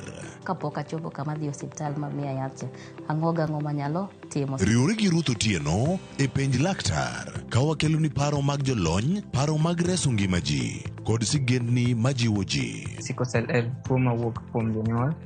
Koro ka ji pok okendre, ji onego gidhi e pim mondo ging'e ka gin gi jin mar sickle cell. Kochakore gi lony manyien mag thieth, nyaka e yore mag thieth makonyo.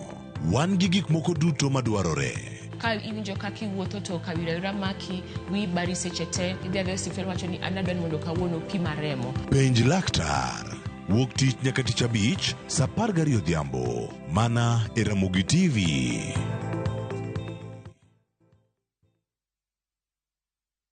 Ok ginyal weyi ma ok inyiero. DJ Kapak Selector. Tunapiga. Idwa dhao dong. Idwa gori. Adwa timo ni maandamano maduong' e Kibong'eni ano. Mama ilika polisi timango. Ka yeng tachaga. Ibiro utenda kama ndichaya donge. Dhano otamo Nyasaye. Ok jaduong' ba. Jensa. Macha wich kut mani kelo nwa. Ibra tima wa. waluong ne police. Hey, Yuri, stop it.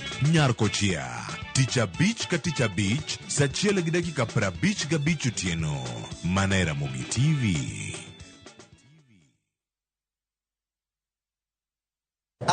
Ma oken mana sigand hera. Donge wan wabiro timo arus. Sama chuny mokuyo ketho ngima ng'ato. Waromo kamae. Kendo afanyo ne en jaod nyamino matin. Hera mane okwer, tim andhoga kod weche mopondo. I'm sorry. Ang'o momiyo in ne wuonda kamae? Mano ok nyal bedo hera. Hera chako dongo e kind ji ariyo. Mana ni mondo temgi gi pek mar gik ma gisekaloe. Ni wuon Prince Raj. Ang'o momiyo ok idwa yie? E kind piem mar gombo duong' kod makruok gi joot. Chema ni mula tibo neno gima an abro timo ni. Nyaka ng'ato tim yiero. Yiero manyalo loko tiend hera. Choti Sardani. Wuok tich. Nyaka ngeso, saa 2:15 otieno.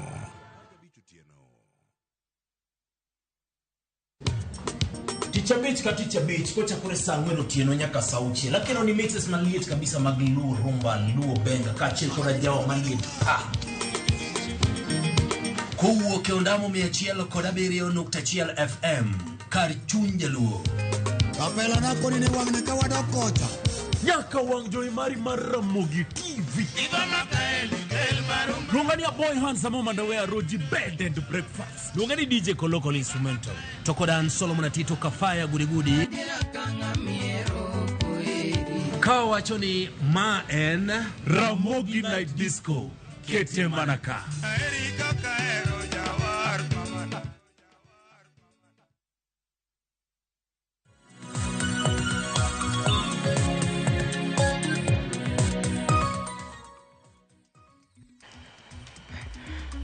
Nyakwara Mugiajuang tarik 21 dwe mar 2 higa ka higa piny ngima jahingo kata jadhialo odiochienga dho mama. Mane momiyo kinyi makawuono Nyakwara Mugiajuang wadwa twako tudore kod dhialo dho mama.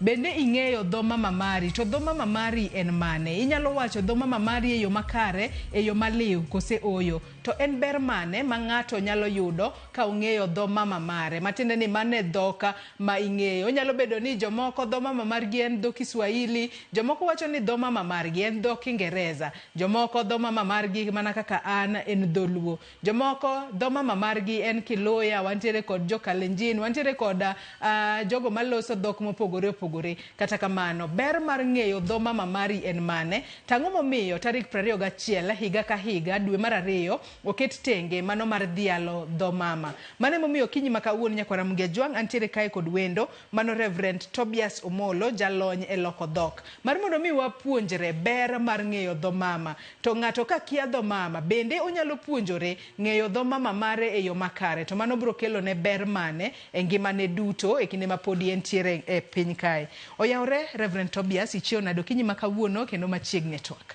Erokamano kendo yawre adoko ni Nyasaye erokamano achiew maber kendo amor kuom bedo e radio TV e Ramogi TV okinyi makawuono. Machiegni twak okinyi makawuono. Nyakwara Mugiajuang mana kaka ineno mane wendo mantiere godo achiel kachiel e studio marwa e county ma Nairobi ka. Kamoro amora ma intiere bed thuolo mar chwalonwa ote mari, penjo, paro moro amora kokale namba mar ote machuok 236000. Mbui marwa mar Facebook ibiro yudowa achiel kachiel Ramogi TV X @Ramogi TV. Ka an bende inyalo tudri koda e Facebook page mara ibiro yuda Joyce Oduor, mbui mara mar X ibiro yuda @Joyce Oduor _ Thuon wacha kata dhima mano mar higa ni mar 2025 mano mar dhialo kata hingo odiochienga dho mama en Language Matters. Wach kanyo ni en Silver Jubilee Celebration of International Mother Day. Kanya madwan wachak godo Reverend Tobias okinyi makawuono. Erokamano Joyce, higa ka higa e piny mangima wadhialo dhowa. Ang'omiyo wadhialo dhowa? Ma en gima konyowa mondo wang'e kaka wanya tudre kendo wang'e kaka bende wanya gerore. Emomiyo higa mar 2025 wanie hikwa mar 25 nyaka ne wachak gima dho ngere luongo ni International Mother Language Day. Emomiyo kawuono wa celebrate piny mangima kuonde duto yo nyandwat, milambo, wuok chieng' gi podho chieng', ji ochokore ka gidhi alo dho mama gi. Mane momiyo wamor kendo ka watudre gi jowa bende mawinjowa mondo ging'e gimomiyo dho mama nyaka wadhial. Nikech dho mama odiochieng' ma kawuono en gima nochak gi piny mar UNESCO, chakruok mar UNESCO, to jo UNESCO nochake higa 1999. To kochopo higa mar 2000 nokel kwayo e piny ngima mar United Nations. To United Nations nokawo kwayono moketo tarik 21 dwe mar 2 higa ka higa. Omiyo kawuono wan e nyasi marwa mar higni 25 miluongo ni Silver Jubilee. Atang'eyo ni in kaka jalony e loko dhok, ang'eyo ni tiyo kod riwruok mano mar SIL kata Sama Institute of Linguistic Global, SIL Global, kachiel kod BTL. Ang'eyo ni gin kembe ma kinde mathoth utiyo godo, to un mano ma tiju ne oganda en mano mare, wanyalo wacho ni udhialo dho mama e kinde ma utiyo kod oganda. Kata kamano, wanyalo wacho ni impact mane ma usebedo godo ahinya tiju mano mar dhialo dho mama e gwenge mopogore opogore ma utie pacho kae? Erokamano, kaka iwacho atiyo gi SIL gi BTL. To BTL gi SIL wan make sure ni jo duto yudo thuolo magiwinjo wach e dhogi magiwinjo. Nikech kawuono kogoli ka Joyce mokteri oketi e piny machielo mokiwinj dhok no, ibo bet gi chandruok tudri gi ji, ibo bet gi chandruok mar sudo kia ka kidhi kamachielo. To kaka BTL gi SIL wadhi e gwenge mopogore opogore, to wabo yudo ni gwenge gi nitie mana gi dhok magiwacho to pok ondiki. Ting'e ni dhano gi kite nyaka bed gi gino mabro konye mondo kido ma intie go odhi mbele. Emomiyo wan kaka BTL gi SIL wahakikisha niya ka wasekawo dhok ma ng'ato wacho molando kendo moloso pile pile to wandike piny. To ka wasendike piny, mano bro konyo nyikwawa bende mondo dhi nyime gi dhowani. To koro ere kaka dhowa osekonyowa wawach kaka BTL gi SIL? Achiel kuom yore ma dhowa osekonyowa kaka BTL gi SIL en ni wasekonyo nyithindo mondo puonjre dhogi. Nikech kane wadongo ne nitie skul, ne nitie buge maniluongo ni TKK, ne iluongo ni tugo kelo koko. To kisomo bugegi, niwango ni bugegi konyi mondo ibedi nyathi mabro puonjre gik madwarre gweng'. Nikech kaka bugno ne puonjowa ni mondo wabedi jogo matiyo gi teko. To mano osekonyowa. Emomiyo wan kaka BTL gi SIL wahakikisha niya ji yudo bugegi to ji bende yudo thuolo maginyasomo dhogi. Mane momiyo. To nyaka sani wacho kanyo ni upuonjo nyithindo mar mondo mi ong'e dhogi e yo makare. Tadiera wang'eyo ni nyithindo ahinya to wanyalo kata tiyo kod ranyisi mago ma opona kata mapone boma ma Nairobi kae. Iwacho ni kaluwore kod alwora ma nyathi odake, nyalo bedo ni nyathi min gi wuon gi duto gin joluo. Tiyudo ni nyathi ma kamae okia kata wacho dholuno e yo makare. Inyalo yudo kata kopogore kod dholuo bende nitiere oganda dhoudi mopogore opogore. Nyathini ok nyal wacho dhok makamane e yo makare. Ber kipuonjo nyathi mar mondo mi ong'e dho mamane. Bende nitiere higni maber mar mondo mi opuonja nyine nyathini e kinde mopon, to ber kong'eyo kata wacho ata nyalo express himself or herself gi dho mama e yo makare. It's very important mana kaka iwacho no, nikech kane wadongo ibo nwang'o niya josomo osefwenyo niya nitie chakre higni ma achiel nyaka 12 ma nyathi nyapuonjre dhok mora mora. To kinde ibo nwang'o kata ka gin e gweng' ka ji tiyo gi dhok mopogore opogore, ibo nwang'o ni nyathi okuyu modak bath jaluo kata kudak e plot to joluo ng'eny. Nyithindo katugo oko gibro bet ka gitiyo gi dhok mane mar dholuo. To siepegi bende bro medo mapuonjre dhok ni. To mano emomiyo koro environment kata kama wadakie bende nitie gi role ma play e dhowa ni. To wan kaka jonyuol nyaka wapuonj nyithiwa dhowa mondo nyithiwa bende odhi nyime. Nikech kipuonjiri dhogino milando dho mama bro konyi kata ndalo mabiro. For example sani kupo ni wuok ka idhi piny mar Jerman, ibo nwang'o ni jo Jerman wacho dhogi mar Jerman. Kidhi e piny mar jo Netherlands, ibo nwang'o ni jo Netherlands wacho dhogi mar jo Dutch. Nang'o? To kate kambi, for example sani kawuono Joyce king'iewo mitoka moa Japan, kokelni mitokano, ibo nwang'o koketi ni sitika moro e nyim mtoka kacha to ndiki gi dhok ma in iwuon ikia. Nikech jogo dhialo dhogi. wan bende nyaka wadhi aldhowa. Kamano. To nyaka sani wanyalo wacho ni odiochieng' ma kawuono ma en odiochieng' ma piny ngima hingo kata dhialo odiochienga mama man International Mother Language Day. Wang'eyo ni thuon wach mano ma odiochieng' ma kamae en Mother Tongue for Sustainable Development. Nyaka sani ere kaka wanyalo wacho ni oganda mopogore opogore nyalo dongore kotudore kata ka gitiyo kod dho mama kuonde mopogore opogore ma gintiere. Kitiyo gi dho mama oganda bro dongo.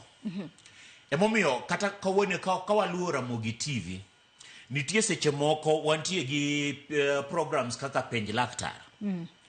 Kipenjo laktar kidonje program no king'iyo mar Ramogi ibo nwang'o niya nitie jomoko mabro kelo penjo to ka gipelo penjo tibo duogi gi dho ma giwinjo.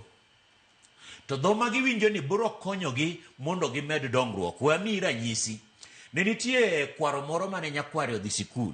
To ka nyakware osedhi sikul, nyakware odhi puonji kaka jitimo kwano. To japuonjo puonje niya 2 nyadidek mane na 6. To kwargi nowuok modhi osiptal. To ka kwargi osedhi osiptal moduogo omiye yath, to kobiro gi yath ni e ot, to biro wacho ni nyakwara dhiga sikul. To koro kosebiro ma nyakware osia skul moluonge nyakwara bineane ka nyakware obiro ongise ni nyakwara daktari nomiya yedhegi to ndika ni 2 nyadidek. To nyakware ng'e ni koro kaka nipuonje gi dho Kiingereza kata dho wagunda ong'e ni 2 nyadidek en adiwa en 6. Koro ngiso kwargi ni kaka ondiki ni yedhegi 2 nyadidek adwa ni ikaw yedhe tablets 6. Kwargi nomuonyo tablets 6. To kano muonyo tablets 6 kwargi hawi maber nokotho. To mane momiyo kipuonjo ji gi dhogi ma giwinjo omomiyo ka japuonj nodhi opuonjo nyathini mong'ise ni 2 nyadidek bro konye mondo ng'e ni kwargi dware ni muonyo yien 2 okinyi 2 saa 6 2 odhiambo. Do puonje gi dhok mowinjo. Emomiyo sani kaka wapenjo ga wacho ni penj laktar. Ka wapenjo laktar bro penjo kendo bro ng'iso jaduong' ni gimonego timore. So mago gin gik matimore. For example sani bende ka wadhi e gwengewa inwang'o ni nitie joma konyowa e gweng' puonjo dewa puonjo nyithiwa kaka onego wadagi. Emomiyo koro ka wadhi alodhowa mano konyowa e yore mag dongruok. Kamane kaka nyang'isi nyaminwa. Aya kata kamano wang'eyo ni dho mama kae nitiere jogo maseche moko jawacho ni en okia dho mama kata obedo ni wase twake ewi kaka onyalo konyo ji e weche mag dongruok. Ng'eyo dho mama konyo ng'ato e yo machalo nade moloyo ng'ato wuon kopogore kod kata kaka inyalo loso nikech kwatiyo kata kod ranyisi adira gi sane Reverend Tobias yudo ni nyithindo kata modak e boma ma Nairobi kae kowuok e boma ma Nairobi kae kodok pacho orome gi dagi moro to seche moko dagi no kia hata dho Kiswahili okia hata dho Kiingereza to nyathi wacho mana dho Kiingereza nyathi wacho mana dho Kiswahili jomoko satinde wacho nyaka kata French. Konyo ng'ato gang'o kochakore tin mar ng'ato nyaka kuma ng'ato chope ngimane kata yor somo kata yore mamoko. Gino konyo dhano nikech for example kara achiel an kodi nikech kana wadongo e gweng'. To wadongo e gweng' to puonjwa dholuo ma wapuonjre ma wawuok oko ma wadhi tiyo. To sani Nyasaye ogwedhowa gi nyithindo oko kuma watiye koni. To nyithiwa ma watiyogo oko koni kata kuma donge kaka iwachono gikia gi dholuo or gigajo dholuo. Kitere dala mondo dhi olos gi dagi obo chako wacho gi dagi Kiingereza. To koro mano en jukumu marwa kaka jonyuol. Nyaka wabed gi nyithiwa mondo wapuonjgi nikech koro ka wapuonjo nyithiwa biro ng'eyo kama wa ae, gibo ng'eyo tiewa, gibo ng'eyo ni gin nyikwa ng'ane ma e gweng'wa. To ka gidhi e gweng'wa to mano kelo wabete achiel. Maka kia Nairobi ka kidhi dala gi nyithindi ok winji ok gifeel as if ka ok karwa. Gibo neno ni ka wane kamoro achiel. Yo machielo madhowa bende biro konyowa mondo wamed dongo en ni konyowa mondo wa ae dhier. Nitie yor moko mwasedonje dhier. To koro dhier ni ka wapuonjre gi dhowa konyowa wae dhier nikech koro sani kidhi kawo mine iketogi e gweng' piny ichako puonjogi kaka ginyakano pesagi. Ipuonjogi gi dhok ma giwinjo mano biro miyo mondo gidongi. So mago examples manya chiwo mondo wane kaka dhowa konyowa e dongruok. Kamano. Anno ka ng'ato penja penjo moro kae ni Joyce penj nang'o momiyo odiochieng' no wach mana ni en odiochieng' mother kata International Mother Tongue Day. Ang'o momiyo ok en Father Day? Ang'o momiyo iwacho ga mana e dho mama? Ang'o momiyo ok en dho baba? Erokamano Joyce. Gimomiyo ni iwacho ni en dho mama nikech sama miyo pek ma Nyasaye okonye modhi okonyre moyudo nyathi. Nyathi bro bet gi min gi ng'enyne. To miyo ema bro chako loso gi nyathini. Koro emomiyo owacho ni en dho mama nikech miyo ema bro chako puonjo nyare kata wuode dhok magiwacho. So emomiyo wadhiale kamano ni dho mama. Lakini en dhowa ma wan waduto walosogo gi nyithindo. To wawache ni dho mama nikech nitie attachment cha. Sama nyathi onyuol, ng'ama okuongo romogo en ng'a? En mingi. Mane momiyo wawacho ni en odiochieng' mama. Ma wadhiale dho mama. Ageno ni jawinjo wano winjo duoko yo makare. Kaluna diera miyo ema jathoro bedo machiegni ahinya kod nyathine. Kamano. Kochakore nyuol ne nyaka chope kumoro ma koro nyathi chako kata loso matin to kata dho mama ne monyalo kuongo kata ng'eyo. Ahinya ko bedo kata familia ma nyalo bedo ni miyo kaachiel kod wuoro kuoge oganda dhot achiel. To dhok ma min gi wacho ema kinde mathoth nyathi ma kamano nyalo winjo kata nyalo wacho mapiyo moloyo dhok mamoro. Kata kamano wang'eyo odiochieng' ma kawuono ma odiochieng' ma piny ngima dialo godo dho mama. Wang'eyo ni e piny Kenya kae waketo tenge odiochieng' ma kamae. Bende nitiere gino ma wanyalo wacho ni significant thing ma celebrate godo odiochieng' ma kawuono ma wanyalo wacho ni seche moko pogore kata gi gik ma pinje mamoko timo. Yes, kawuono nitie thor maduong' madhi nyime e mbalariany mar University of Nairobi. Makanyo wachokore chakre saa 2 okinyi nyaka ang' saa 10 odhiambo. Kama twak maduong' mwabobet kawalose en dho mama. To mano e gima duong' makoro timore e University of Nairobi. Kabarak University bende nitie gi thuolo ma joma osebet kasomo wachgi koro gibro bet ka gi present papers magidhialo go dho mama maginyiso ji ni magi maa e gima timore. To twak ma kamano ka ng'adi matin mosainya kuom ng'adi bo bed ka itime dhok mane kose ji bo bedo e kikundi gi magilose dhok mopogore obed joluo obed jo Kikuyu jo Kalenjin jo Luhya kila ng'ato gi kikundi magi mar dhok mama magiwinjo. Nikech koro en mbalariany koro twak dhok mwabro tiyogo kacha en dhok mar Kiingereza. Nikech koro wanie mbalariany to mbalariany wantie gi jomopogore to wadwa ni koro principles gi mondo wang'isi ji gik ma omiyo wadhialo dho mama. Koro wabro tiyo gi dho Kiingereza. Kamano. Kalo ni dho Kiingereza bende en dho mama mar jomoko kata bedo ni wanto wang'eyo ni dho Kiingereza ok en dho mama marwa. Dho mama marwa nyalo wacho ni ndhulu. Kata kamano Tobias yena mar mondo mi akaw yoyo madundo mana gi sani kaduogo wabo bedo ka wadhi mbele kod twak. Ote mag Nyakora Mugia Jwang bende abo bedo ka somo e kinde mwadhi mbele kik idhi mabor. Erokamano.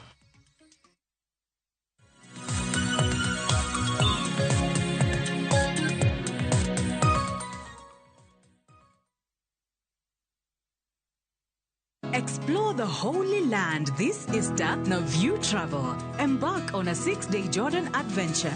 Celebrate Easter Sunday Mass at Jesus Baptism Site, Mount Nebo, where Moses saw the Promised Land. Explore ancient Petra, tour Amman City and the City of Mosaics, and stargaze in Wadi Rum's enchanting night sky.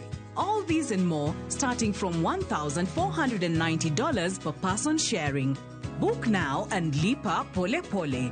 Visit viewtravel.com or call and WhatsApp 0703 254 254. View Travel. Dream, explore, discover.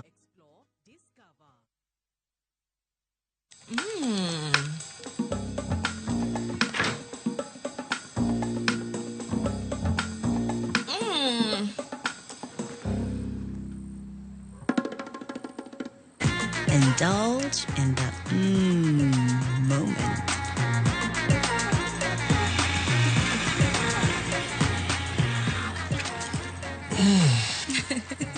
With every spoonful of Delamere real fruit yogurt.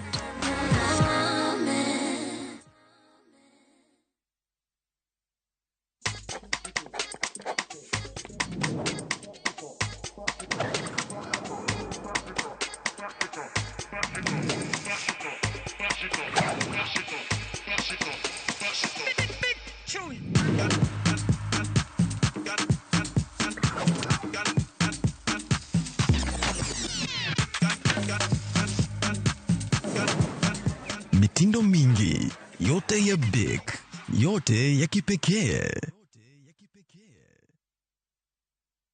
Love is a beautiful thing, and this February, Viusasa is all about love. Watch Boy Child Under Siege as Ochi and Linda get ready to eat a nicely prepared meal. Kuna mtu ameita zimamoto.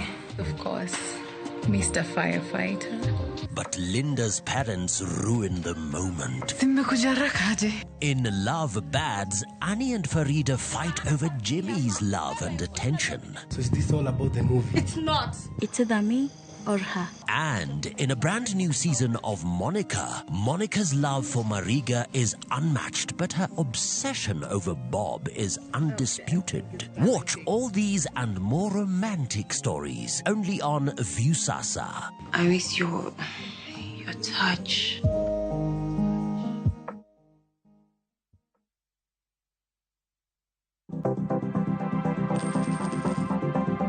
Mondo mi ikungo omenda e yo mayot kendo e yo mowinjore, onego ibed kod paro mar kungo dwe ka dwe, juma ka juma, kata odiochieng' kodiochieng'.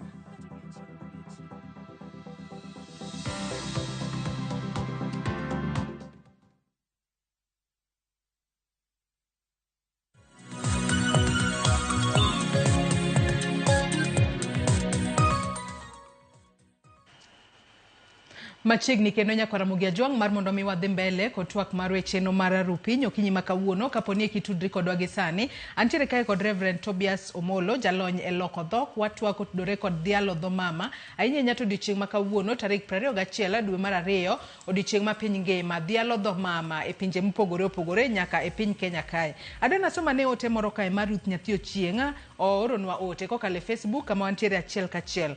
Owacho ni owinjo jopuonje o apologize ni mar ndalo mane wasomo ne okoyienwa wacho dhowa kani wacho ni mi disk kendo yudo kuma sani koro wacho ka ni Joyce Mongo dholuo e studio kanyo to ichule kendo kata ka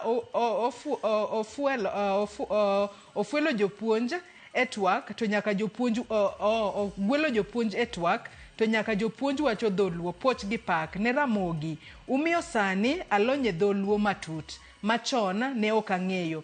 Anto nyithinda ok awach go dholuo lakini oda Ramogi TV emiketo. Omiyo nyaka nyathina majahigni 12 ong'eyo wacho dholuo matin. Osiko ni oriti masani nikech Ramogi. Penjina wendo ni sani intermarriage opong'o piny. Sama mama en Okuyu to baba en Jaluo. Nyithindo jodhok mane to e Kenya machalo kamano. Bende yot mondo nyathi ong'e dho mama adier. In fact, owinjo gini ok owinjo bed dho mama. Aluo twak ka an Umoja Enako. Agano ni winjo wachak mana gi kumo tieko godo kanyo. E keny ma en intermarriage maseche moko mama en Okuyu, baba to en Jaluo. Bende penjo kanyo ni gini bende ber ka oluonge ni en dho mama adiera to nyithindo nego bed ni wacho dhok mana inyanya te keny maket kod mano. Erokamano jawinjowa, wadwoko erokamano bende kaka isebet kipuonjo jou gi nyithindi bende puonjere mondo gipuonjre dholuo. E piny masani kaka iwacho en adieri ni bonwang'o ni keny opogore. Ibonwang'o ni ng'ani okendo nyako mae dhot mopogore, nyako ni okendo dichuo mae dhok mopogore. To kata kamano nitie kama gibro dhi dakie. For example, sani Joyce kana kao Nyarokuyu, abo dhi dak kode pinywa mar Luo. To ka dhi dak kode pinywa mar Luo, Nyarokuyu makendo ni nyaka en bende ong'e kaka obo tudre gi deye manie gweng'. To mano koro en bende nyaka otim teko mondo puonjere dho ng'ani. Mondo ka gipuonjere dho dichuo ma gidak goni, nyithigi bende because of the environment nyaka utem mondo ji opuonjire dhou ma wadhialo ni en dho mama. To kaka na wacho seche ma wachako cha, dho mama okochuno ni nyako bedi ni en mana dholuo kata Kiingereza. Lure gi kama udakieno. Kama udakieno, mon kanie chiro giwacho dhok mane. Nyithindo katugo giwacho dhok mane. Jikanie kanisa ialo gi dhok mane. Mano e dhok ma waloso kuome.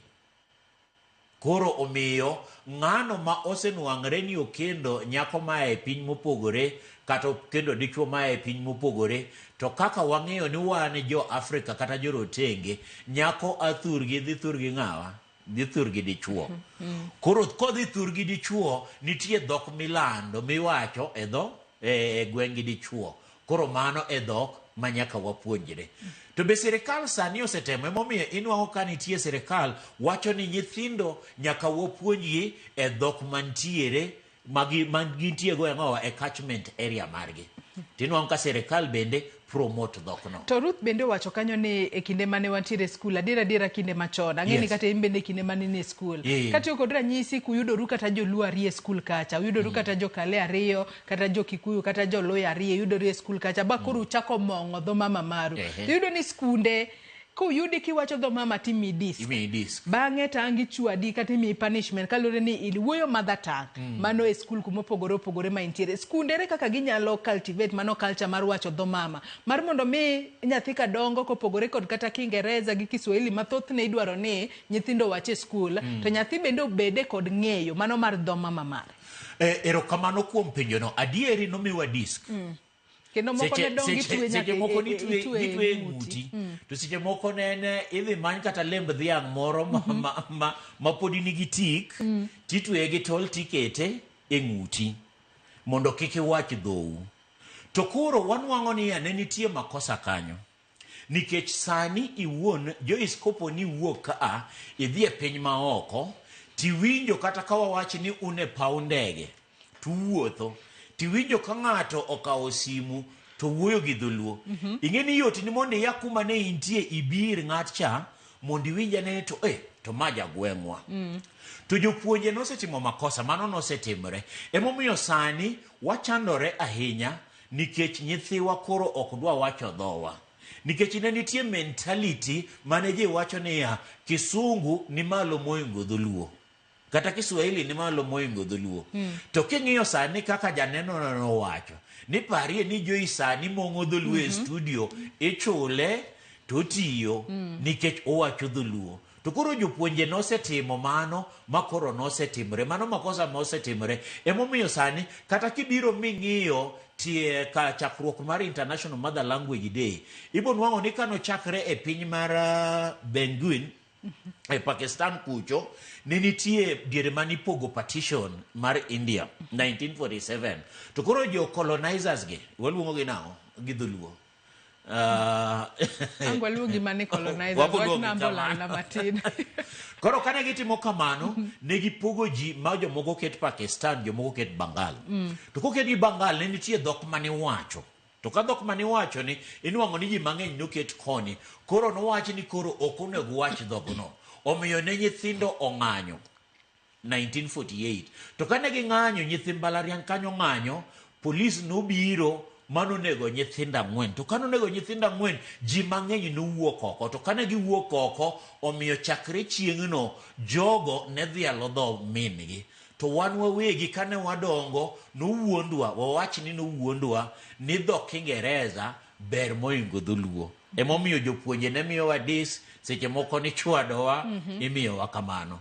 Emomiyo sani wan kakoro wang'wa oseyawore, onego wadoguru wapuonj nyithiwa, wapuonjre uru dholuo mondo ji odongi. Ti itemo ngekonwa historia matin kotudore kod dho mama ka kuma nochake gi kuma osechopo nyaka sani. Wanyalo wacho ni higani mar 2025 dho mama ose evolve e yo machalo nade, kata osebedo kod lokruok e yo machalo nade, bede piny Kenya kae kata pinje mamoko?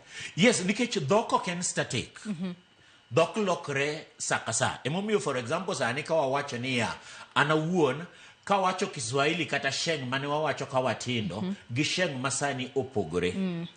Nang'o nikech community ma wantie go kata mazingira ma wayudre miyo dhok pogore. Lakini kidok e gweng'u sani Joyce, midhi dalau, kiwacho dholuo, dholuo be bro lokore nikech environment ma intie go? Koso ok bolokore? Ok dhi lokore. Nang'o nikech nitie weche ma wawacho gi dhowa. Nikech for example sani wawach ka wacho ni ka ng'ato paki gi dho Kiingereza, en pak mowacho awacha gi dho wagunda. Kobiro paki gi dho Kiswahili, En mana mawacho ngowaki gi ang'owa gi jo Kiswahili. To kobiro paki mowacho ni, Jos nyathiwa nyang'ane makang'ane. Iwinjo ka ginoya kanye. Oa dhok Ingereza gi Kiswahili otimo ang'owa. Odonje chunyi makoro kata ibuonjo michak nyiero nikech ng'ane koro omula ang'owa. Omulo chunyi. Emomiyo dho mama nyaka wadhial.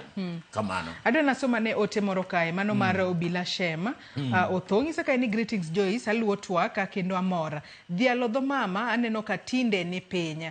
Tinde nyathi inyuolo town to ipuonje mana English gi Kiswahili. Mzungu kawacho dhogi to ipamone. Jaluo to ka okia dho mama tikoni osomo mateka nyaka loka kata odhuma.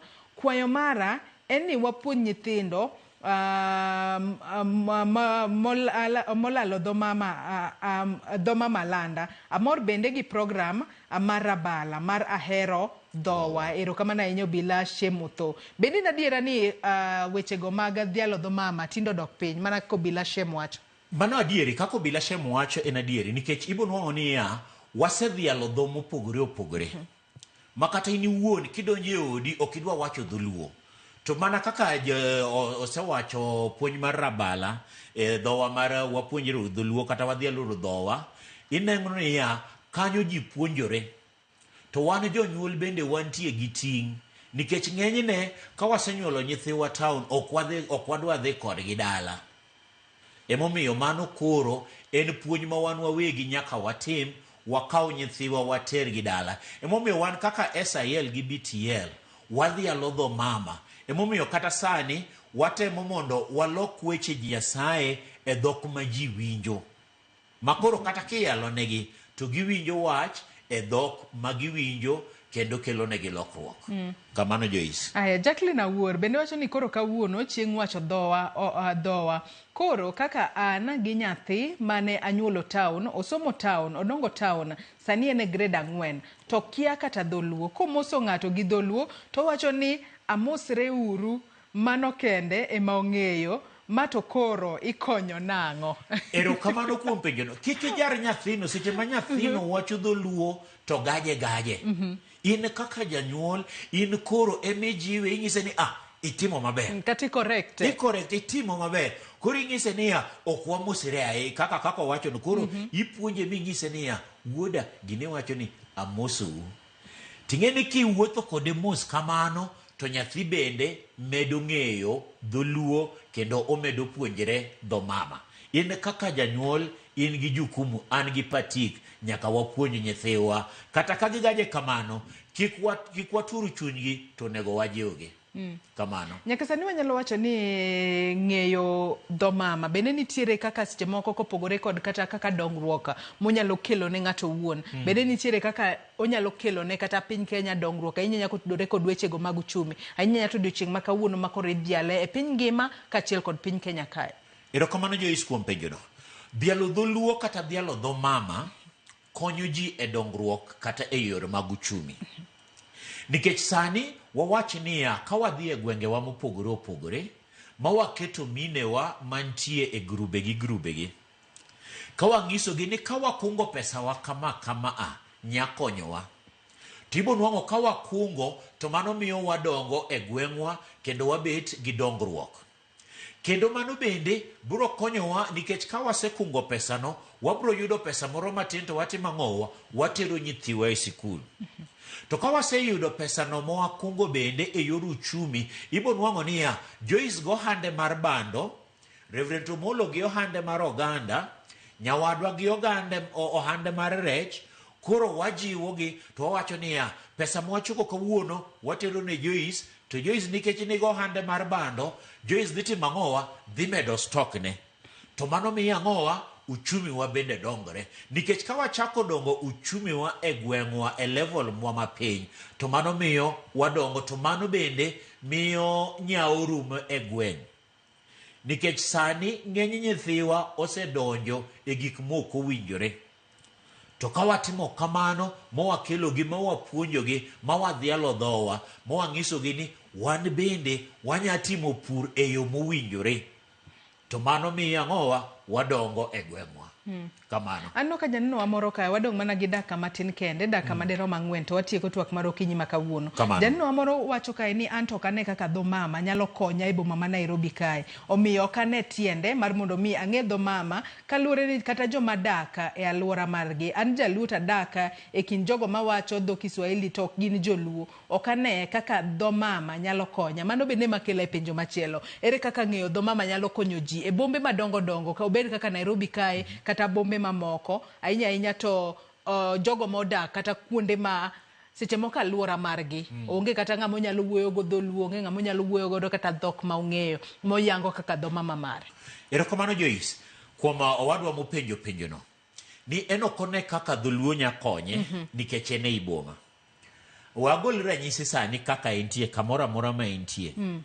Wawach ni gimoro sani otimore ne e boma kanyo. Wawach ni oyudo liel, wawach ni entie gi nyasi mar arus. Jomage mobro manyo jothurgi.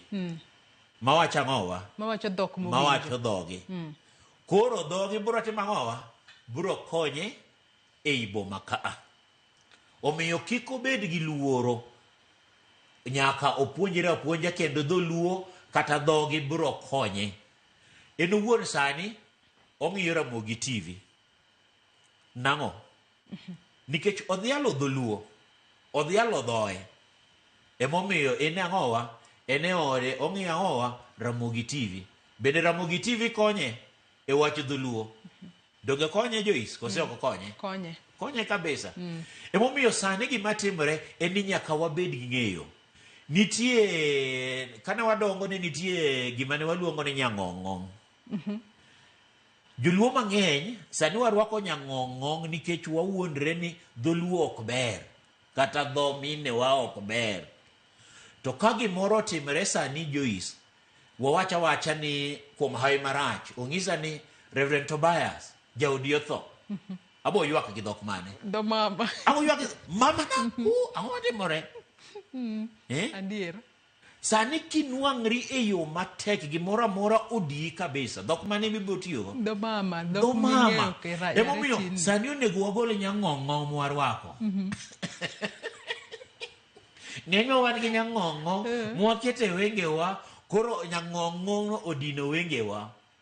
To sani onego okolo mantie wengewa onego gol mondo wane kaka wanyadhialo dho minewa kata dhowa. Kata kadak e kind joma wacho dhok mopogore opogore, dho mama to nyaka dhial. Kamano. Kopogore kod kaka dho mama nyalo konyo ji wechego mag thieth, wechego mag somo mabende wasewacho. Dho mama nyalo konyo nade ahinya to e kwe mar piny gi loso kwe mar oganda ahinya to e Kenya kae. Erokamano kuom kwelo na penjono. Nikech king'iyo lweny manotimore e piny mar Rwanda, notiye gang'owa gi dho mama. To ka wang'iyo atache, bende ang'owa dho mama nyakonyowa kelo kwe. Wan wawegi kaka joma nie Ramogi TV gi Ramogi FM. Onego seche ma jowa chokre kanyakla, watimo ang'owa, wapromote kwe. Nikech jowa winjo dhowa e dhok madonjo gi nyaka e chunygi. Emomiyo dho mama wanyatiyo go kal mondo kel pogruok. To watimo ang'owa, watiyo kode mondo kel achiel kendo kel kwe. Mano en gima wanyatimo. Nikech sani kadhi aloso gi Joyce gi dhowa gi dholuo, to waloso gi Joyce, to mano kendo ang'owa kelo kanyakla wabete ang'owa, wabete achiel. Koro dho mama wa nyaka wadhial, kendo mano nyakonyowa kelo kwe e pinje mopogore opogore. Sani ka wawuok kaka nitie lweny kamoro, tibo nwang'o ni ya jodongo bobet mowacho ne sirikal ni ya bedane uru thenge matin mokwongo. To jodongo bo wacho gi dhogi ang'o jogi? Dhogi. Then gibo ng'iso sirikal ni biuru. Koro dhowa konyowa e kelo kwe e gik machal kamago. Kamano. Wachni mogik Reverend Tobias ka watieko twak mar okinyi makawuono, thuolo marwe maneno korumo. Erokamano. Wachna mogik jowinjowa gi joma nenowa okinyi makawuono, dhowa nyaka wadhial. Ang'o miyo nyaka wadhial dhowa? Nyaka wadhial dhowa nikech biro konyowa e dongruok. Nyaka wakony wadhial dhowa nikech biro konyowa e yorewa mag chuny kaka wadongo. Nyaka wadhial dhowa nikech biro konyo nyithiwa bende ng'eyo kaka ginya interact gi jomoko mopogore. Koro mano emomiyo awacho ni odiochieng' ma kawuono kamoro amora kanyalore Joyce kidok e ot. Nyis nyithini ni kawuono en dhulwe mwawacho. Jowinjowa ma wantie ma winjowa okinyi ma kawuono wadhialuru dhowa mondo wameduru bedo jomotegno mondo wabeduru jomatek. Wawach for example katieko niya isefwenyo niya jowa ma josiasa wawachi ni sani an jaluo tawuok adhi e piny machielo nyaka ang' apuonjra kaka nyamuso jogo gi dhogi. Dhialo dhowa konyowa bete achiel. Mano e gima nyanyiso jowinjowa okinyi ma kawuono e Ramogi TV ni wadhialuru dhowa kendo wabeduru jochir seche ma wawacho dhowa. Ng'ato kik winji kata kik gal niya ni dhowa en inferior as compared to the others.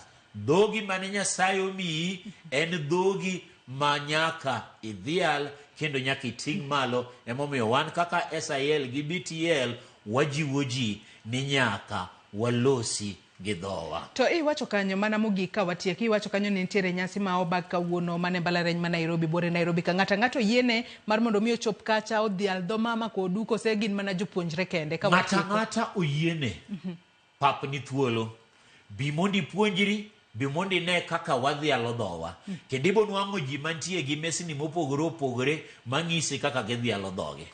Erokamano ahinya. Murino yo bende wacho ni dho mama ng'ato nyaka ng'e Joyce. Awinjo loud and clear asembo mahae. Erokamano ahinya Reverend Tobias Omolo kuom kawo thuolo mar okinyi ma kawuono mar mondo mi ibi wadhial dho mama kanyakla e studio kae. Nyaka Ramogi Ajwang' bende agoni erokamano ahinya kuom bedo kodwa nyaka gisani mwachope giko mar twak marwa mokwongo e chenro mar Opiny Okinyi ma kawuono. Ber mar mondo mi ing'e dho mama mari. Onyalo bedo dho Luo, onyalo bedo dho Kiingereza, dho Kiswahili kata dhok moramora miwinjo kata mokwongo maning'eyo e kinde mane pon. To bende ber kalore no odiochieng' ma kawuono en International Mother Language Day. Ka ngidok pacho kata ka intiere ot temane mar mondo mi wuo kata gi nyithindi kod dho mama mar mondo mi gin bende gi winj dho mama kendo giwach dho mama e yo makare. Kalore ni onyalo kelonwa dongruok e yore mopogore opogore kendo nyalo miyo wajiwre e dho mama. Nyaka Ramogi Ajwang' akaw yoyo madundo gi sani chenro mabiro bang' ma en ng'e jothumbewa kod Solomon Atito Kafaya. Kik idhi mabor.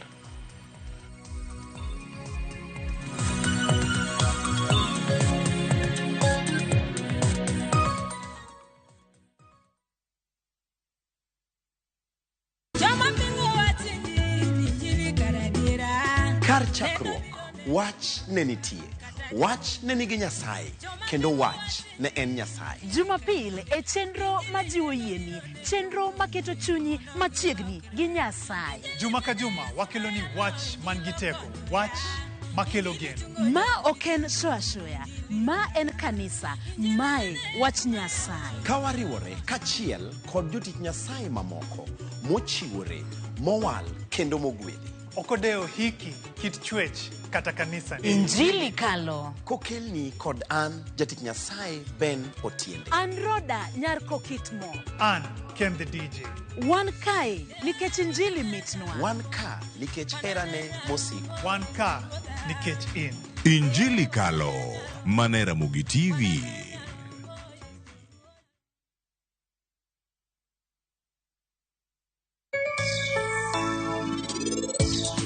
Penj laktar kokalo Ramogi TV ngima en mwandu. Iluonga ni Ruth